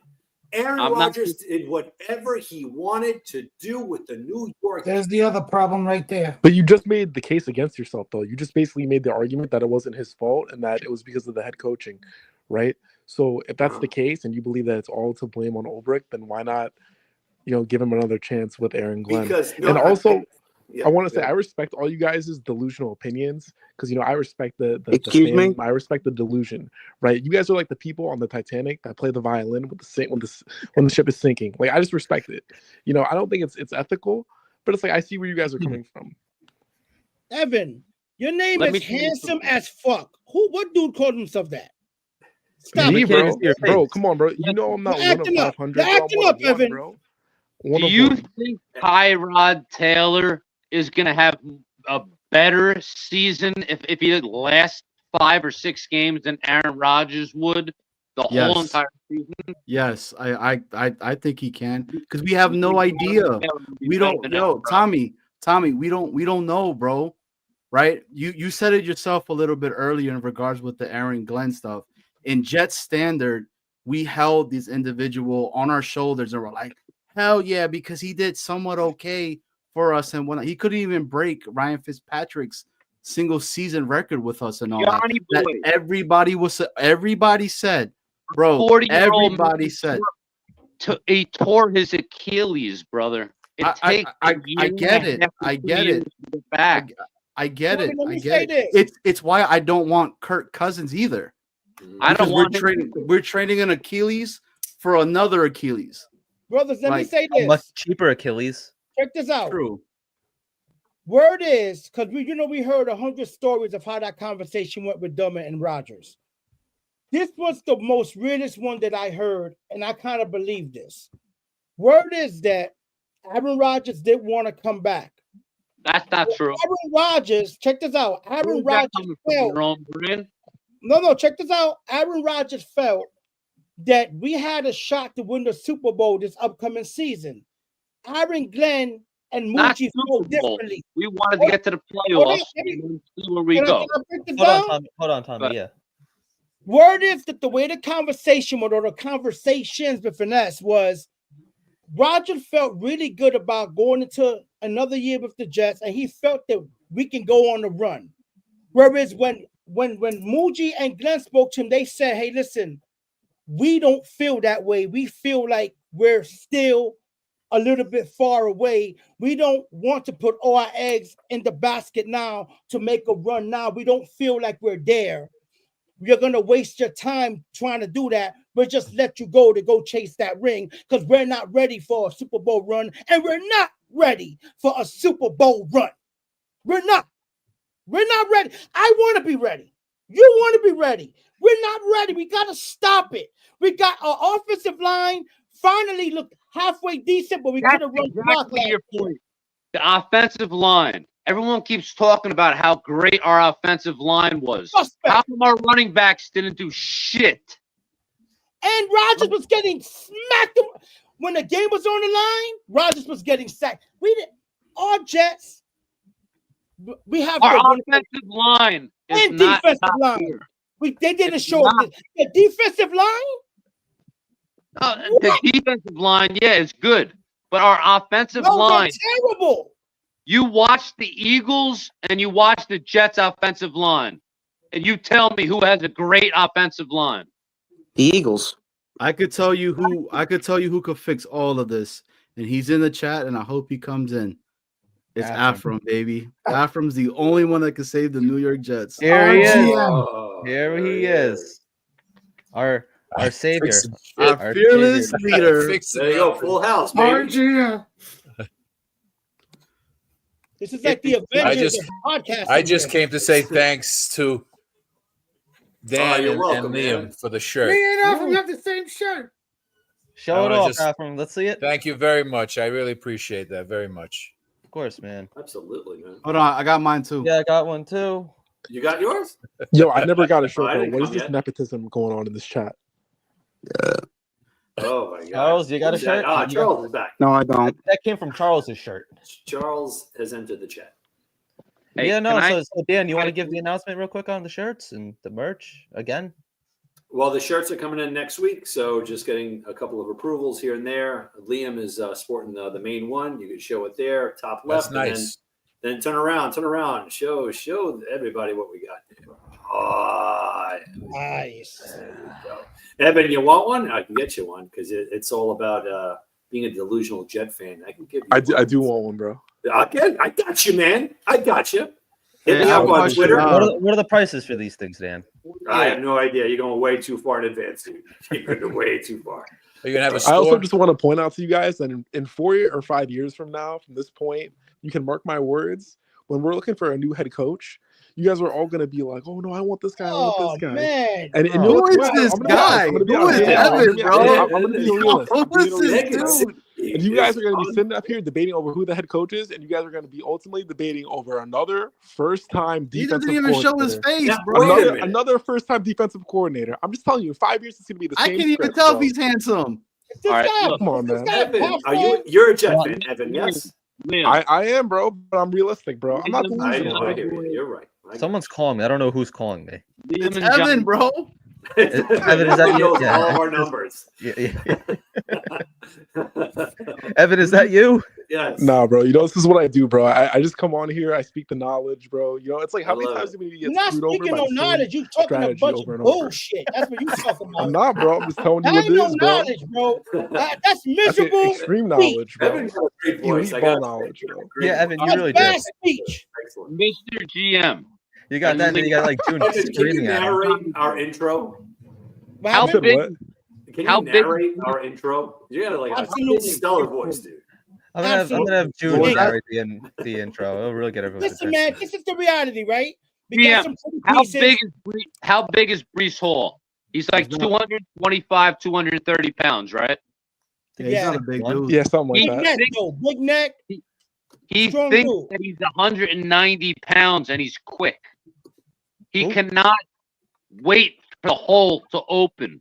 When he does not hit the hole, he does nothing.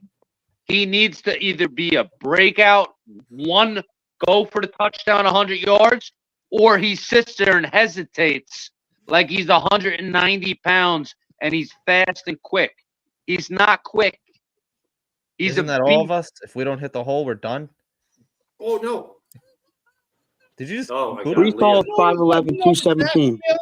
Who In booted the him? game Yeah, last year, Liam is. the young kid was out running he was out playing Brees in the game, and I noticed they sat him down. Did you remember that game? Yes. When they brought in the young kid off the bench, and he was busy, and they sat him down and brought because Hall he back. can't hit the hole. He does not know how to run in the NFL. This is not college. When you run the ball, you run north and south. You don't run east and west. Very angry. Who are you talking about? He's talking about Brees. No, yeah. I'm talking about there was a game in the year towards the end when the young boy, Allen, right? Braylon Allen. They brought him in the game. They gave him the ball 3-4 times. He was getting busy, but it looked like Hall got him set, and they took the young kid out and put Hall back in, and they should have let the young kid cook because the kid could ball too.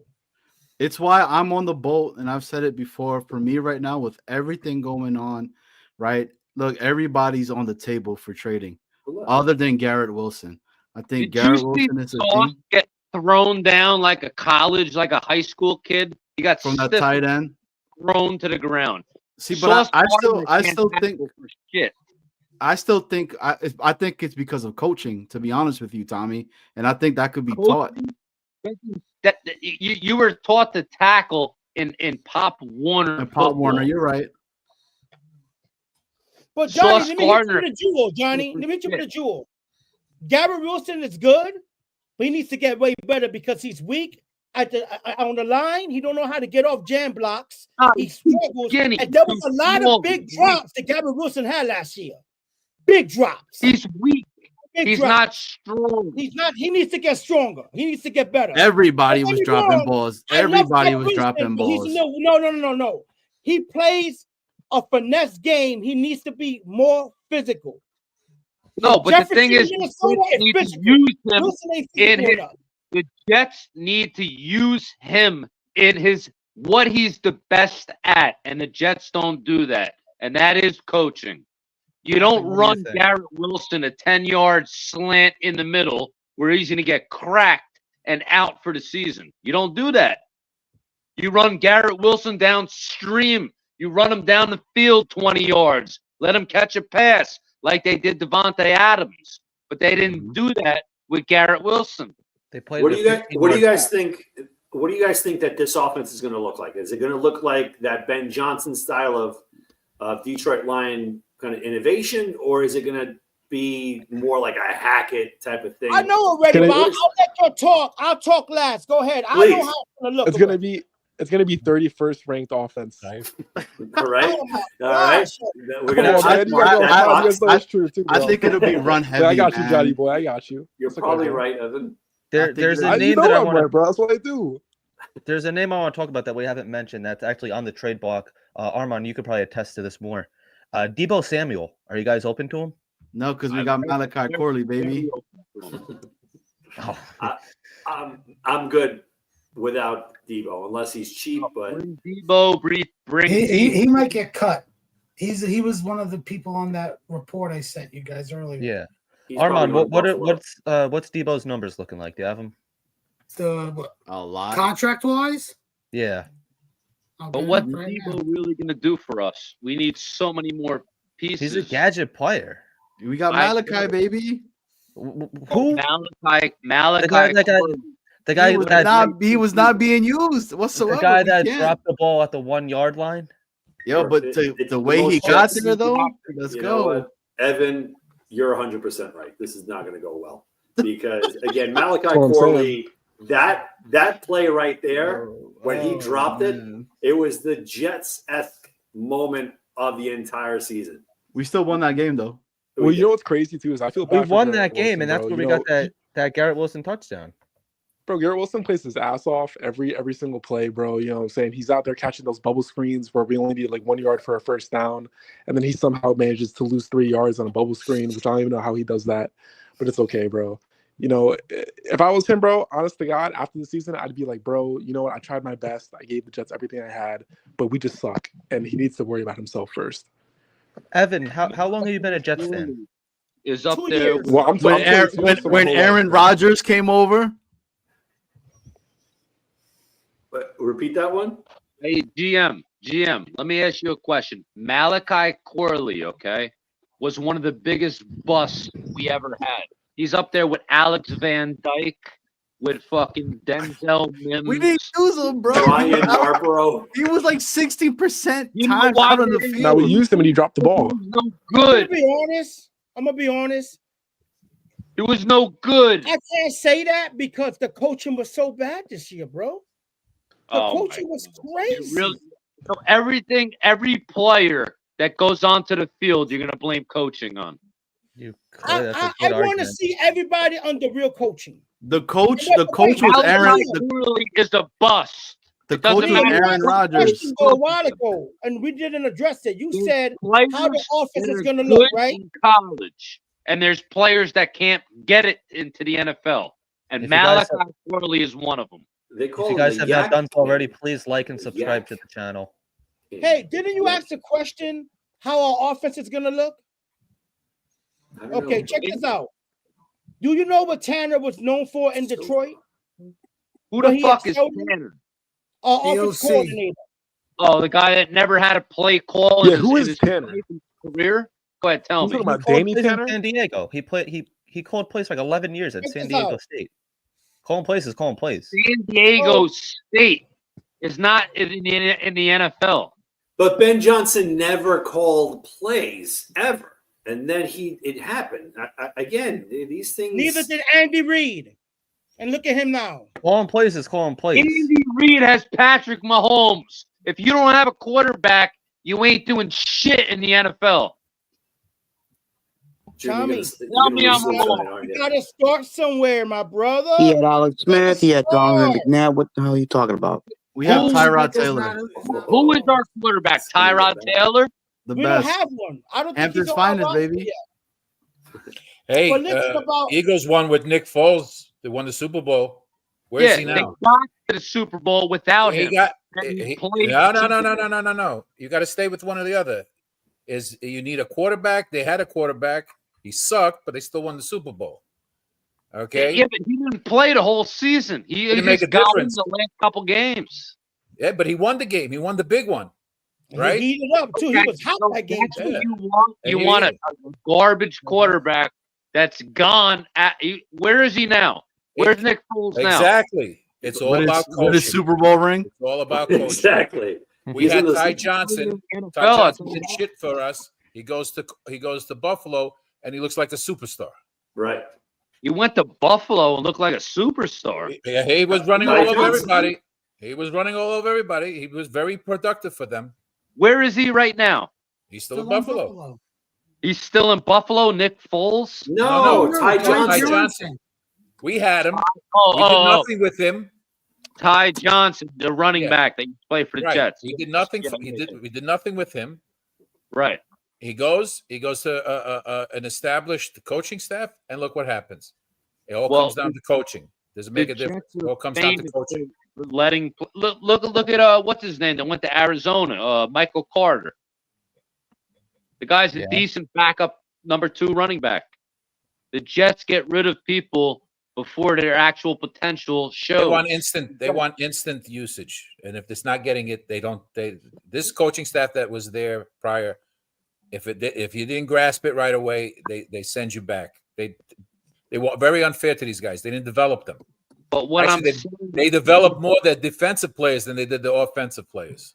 this coaching has been going on for 50, 60 years. Yeah, but this is a new coaching staff. You got to start over, Tommy. It's like if you've been dating a girl, right? And you had a lot of issues with the girl. You're going to go into the next relationship already thinking she's going to be worse than the last one. You can't. You Yeah. got to start over, brother.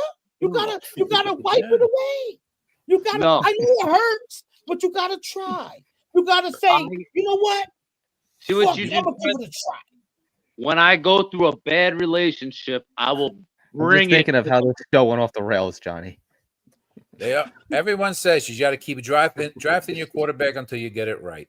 Listen, I'm Prior going to to be honest with you guys. Prior to But Holmes, the listen, Chiefs weren't that great. Geno Smith, The best Sam. way to draft is you go to the top 100 or you go to the top I'm 50 just from waiting for ESPN Zach on who's Wilson. available and pick from the top of the list. That's all you do. It can't be listen, any you guys easier than that. asked the question though. We should talk Or you about could just that. go by the Madden ratings too. You That's what I'm guys saying, bro. You said just got to go with the Ask Madden shit. Leon If with you the know, you know, Madden. bro. That's what I heard that the Jets did. The billionaire went to Hey, June, what you were saying? How well, what you do you guys think? asked a good question. You guys asked, you said, how do you think the Jets offense is gonna look next year? And I was trying to get to that. So how are they gonna look? Looks like our punter is going to be averaging 58 yards a punt. Now, once again, That I'm just average giving 8 you seconds hang information time. that I gathered, okay?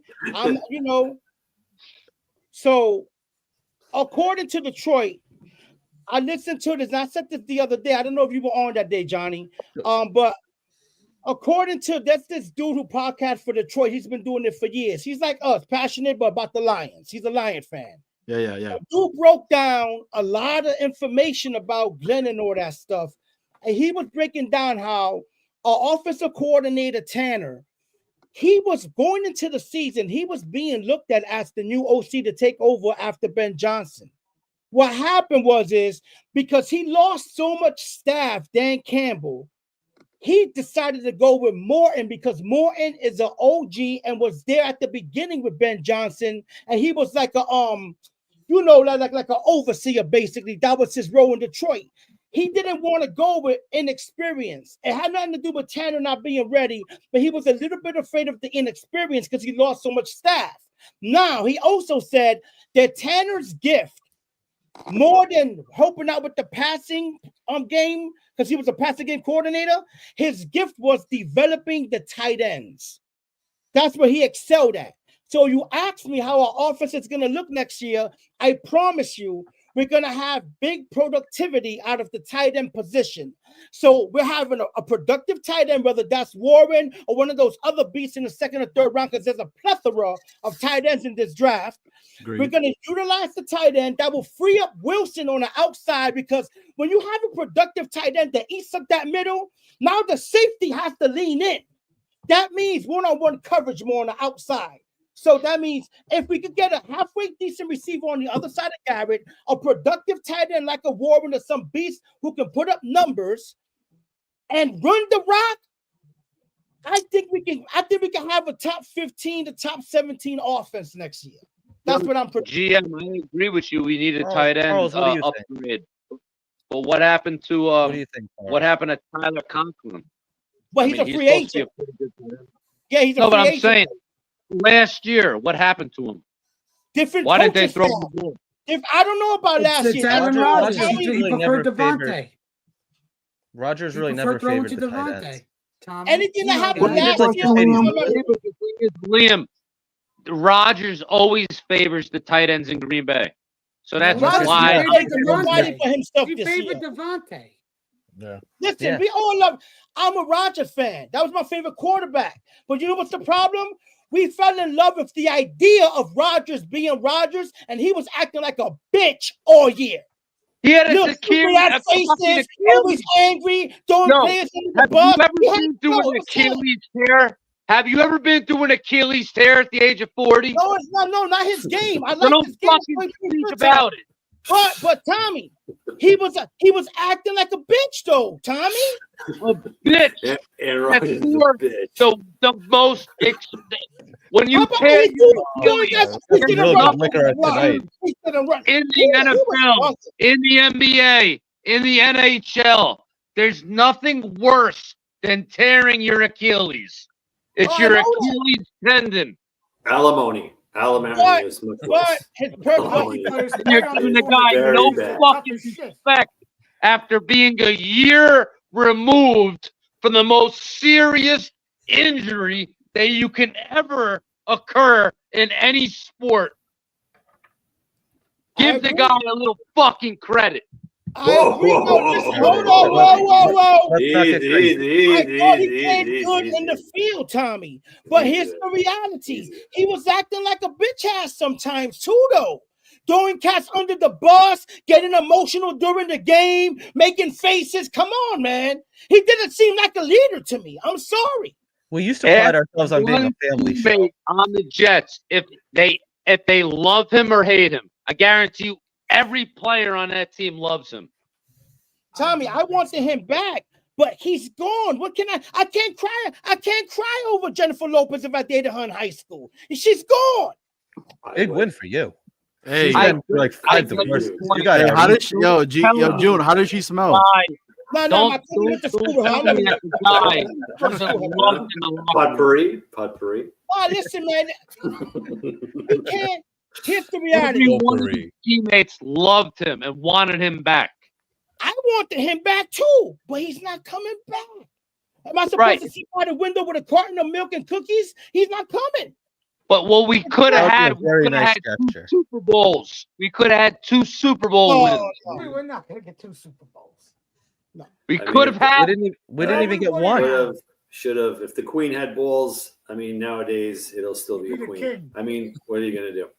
Things are things, and you can't change things. Listen, guys, I need to just give a huge shout out to you, all you guys in the panel, the chat. It was a terrific night, and we need to have this every. We need to make this every single Thursday night. So you guys know us. So hop on, Johnny Boy, Charles, Tommy, June. Is this every night? Every Thursday you jump on at this time? Every Thursday, June. Every Thursday. Only 9. Okay. Well, yeah, 9 o'clock on Thursdays. Hey, look, in my mental Rolodex. Now we got Justin Fields. If we do another day, it's because of breaking Jets news. Because we're doing. What's up, Charles? You had something to say. I'm listening to you. You said you asked me about my opinion on something. I don't even remember. Yeah. He was asking about what do you think the offense is going to be, because you were trying to answer that too. I think the offense, first and foremost, we need to, before we think about what the offense will look like, we need to make sure evaluate everybody. Garrett Wilson, Breece Hall, Isaiah Davis, Braylon Allen, Jeremy Ruckert. We need to complete the offensive line. I would like for the Jets to re-sign Morgan Moses. I think he's still a good player. He's not coming. He's not coming. He's not coming back. Yeah, maybe they can block for Breece. I like Breece Hall. I don't think he sucks. I think he's a good player, but he needs. I don't think he sucks either. I just think that he doesn't hit the hole hard enough. He's going to be traded because he's going into the last year of his contract. When you run in the NFL, you don't run east and west when you're 230 pounds. He's actually 217. Well, okay. He's a monster. He's a beast. He's muscle. You run north and south. You don't run east and west. That gets you F in the NFL. That's true. I think we need to solidify the offensive line. I think we need to run the football more. I think we need to utilize our tight ends more. I think we need to be a run-first offense. I agree. Similar to Detroit in some extent. Yes, Detroit passes the ball very well, but they're a run-first offense. And true. I think, look, personally, I know a lot of people like to shit on Aaron Glenn because his defense wasn't elite, but they were opportunistic. Royd in the playoff. Good.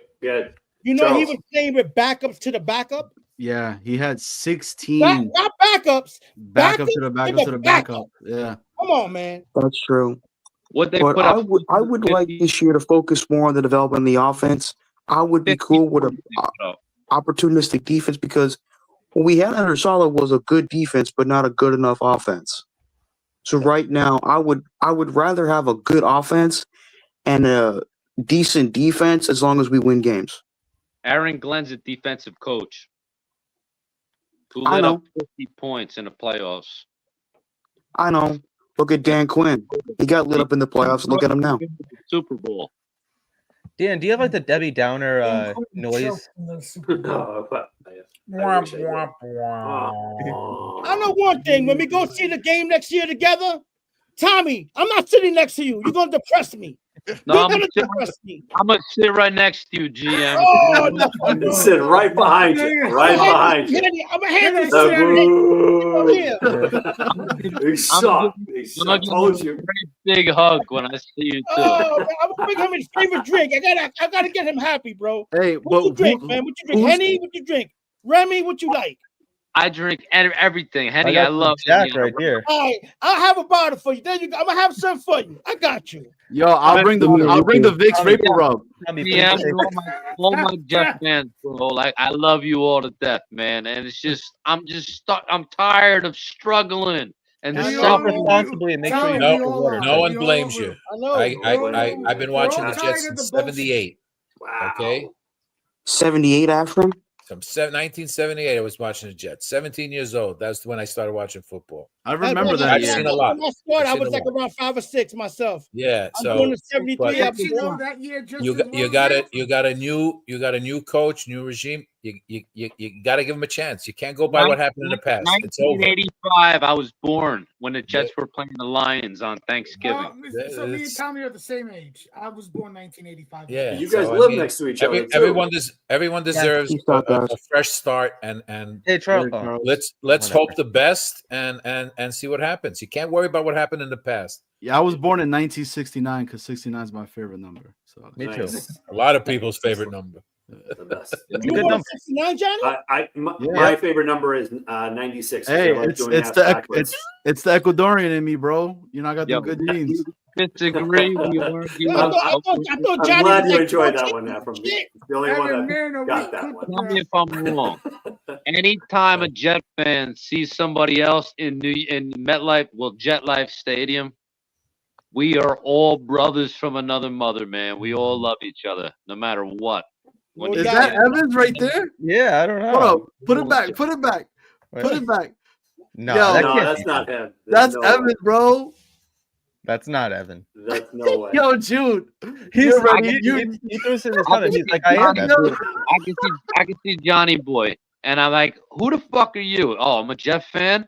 One Evan big. looks like Ryan hug. Garcia.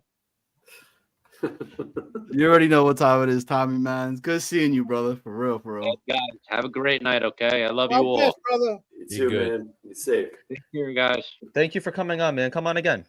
Absolutely. Tommy. Every Thursday, 9:00. Hey, listen, before everyone goes, we are one subscriber away from 1,100. So if you guys haven't hit that sub, I've you know, been really, subscribed. I don't know who. Somebody got subscribed. I know. Yeah, well, a lot Yo, of people- Evan, subscribe, bro. I'm Yeah, about to subscribe. subscribe. I Oh, think hold I on. did. I might do it right now. Hold on. I got it on my other joint. Appreciate you guys. Un You segundo. guys be safe. Yeah. One love. And great show. Love Thanks, talking Tommy. to you guys. Be good. Thank you, Tommy. Likewise. Thank you, Guys. June. Listen, guys, before we go, we also want to do a big shout out. We're doing a new series that we started on Sunday. It's called The Off-Season Health of an NFL Fan. We dive into diet, nutrition, just trying to help out people that kind of veered off maybe towards during the season. And we're doing a lot of interviews with doctors, physical therapists, one that I'm actually doing tomorrow night. So if you haven't caught it, the last one, definitely catch it. It's trying to broadcast it Sunday mornings, 9:00 or 1 p.m. So definitely check that out. We're just Hey Dan, can I speak a little bit about that? please, yeah, by all means. I watched it, and the guy that he had on, right, the information that he was bringing out about the stuff that we intake on an everyday base that we think, right, is healthy, and all the way he was breaking it down was amazing.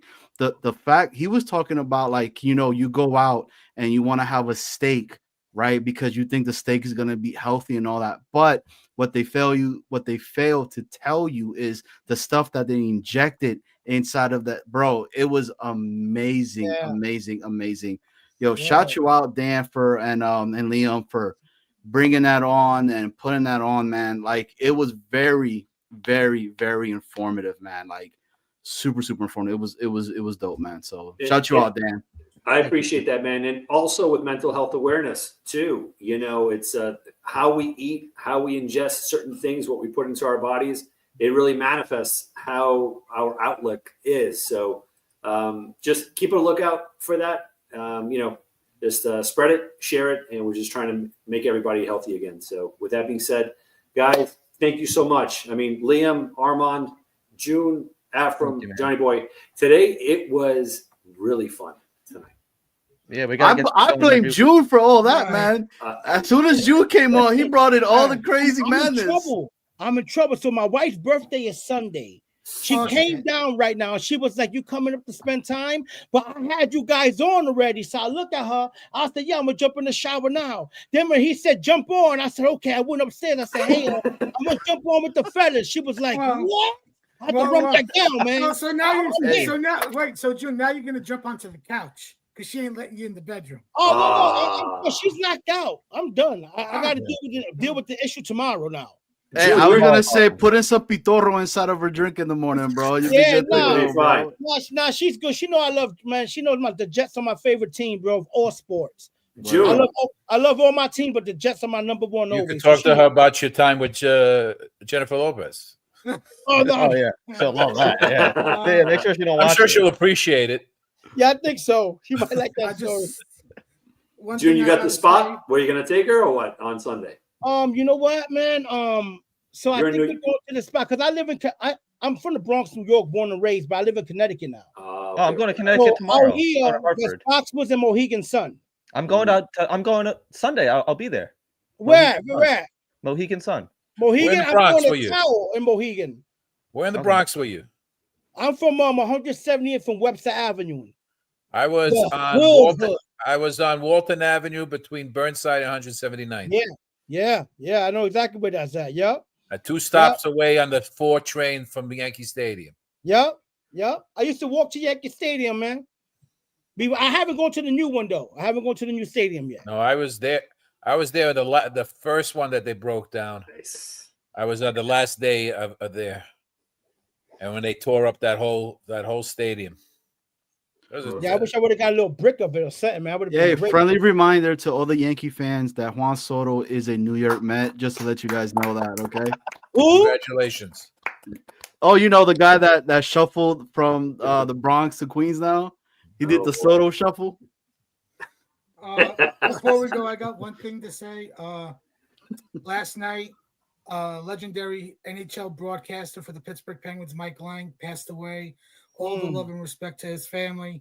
Mike Lang, thank you for all the wonderful calls you have given me throughout the years. The 5 Stanley Cups. Lord Stanley, give me some brandy. Rest in peace. Wow. Nice. Wow. You know, a winning team unlike the New York Rangers. All right. Don't you had me up. We have 94, baby. We got 94. USA won tonight or what? The USA win? Oh, I don't know, man. It's overtime now?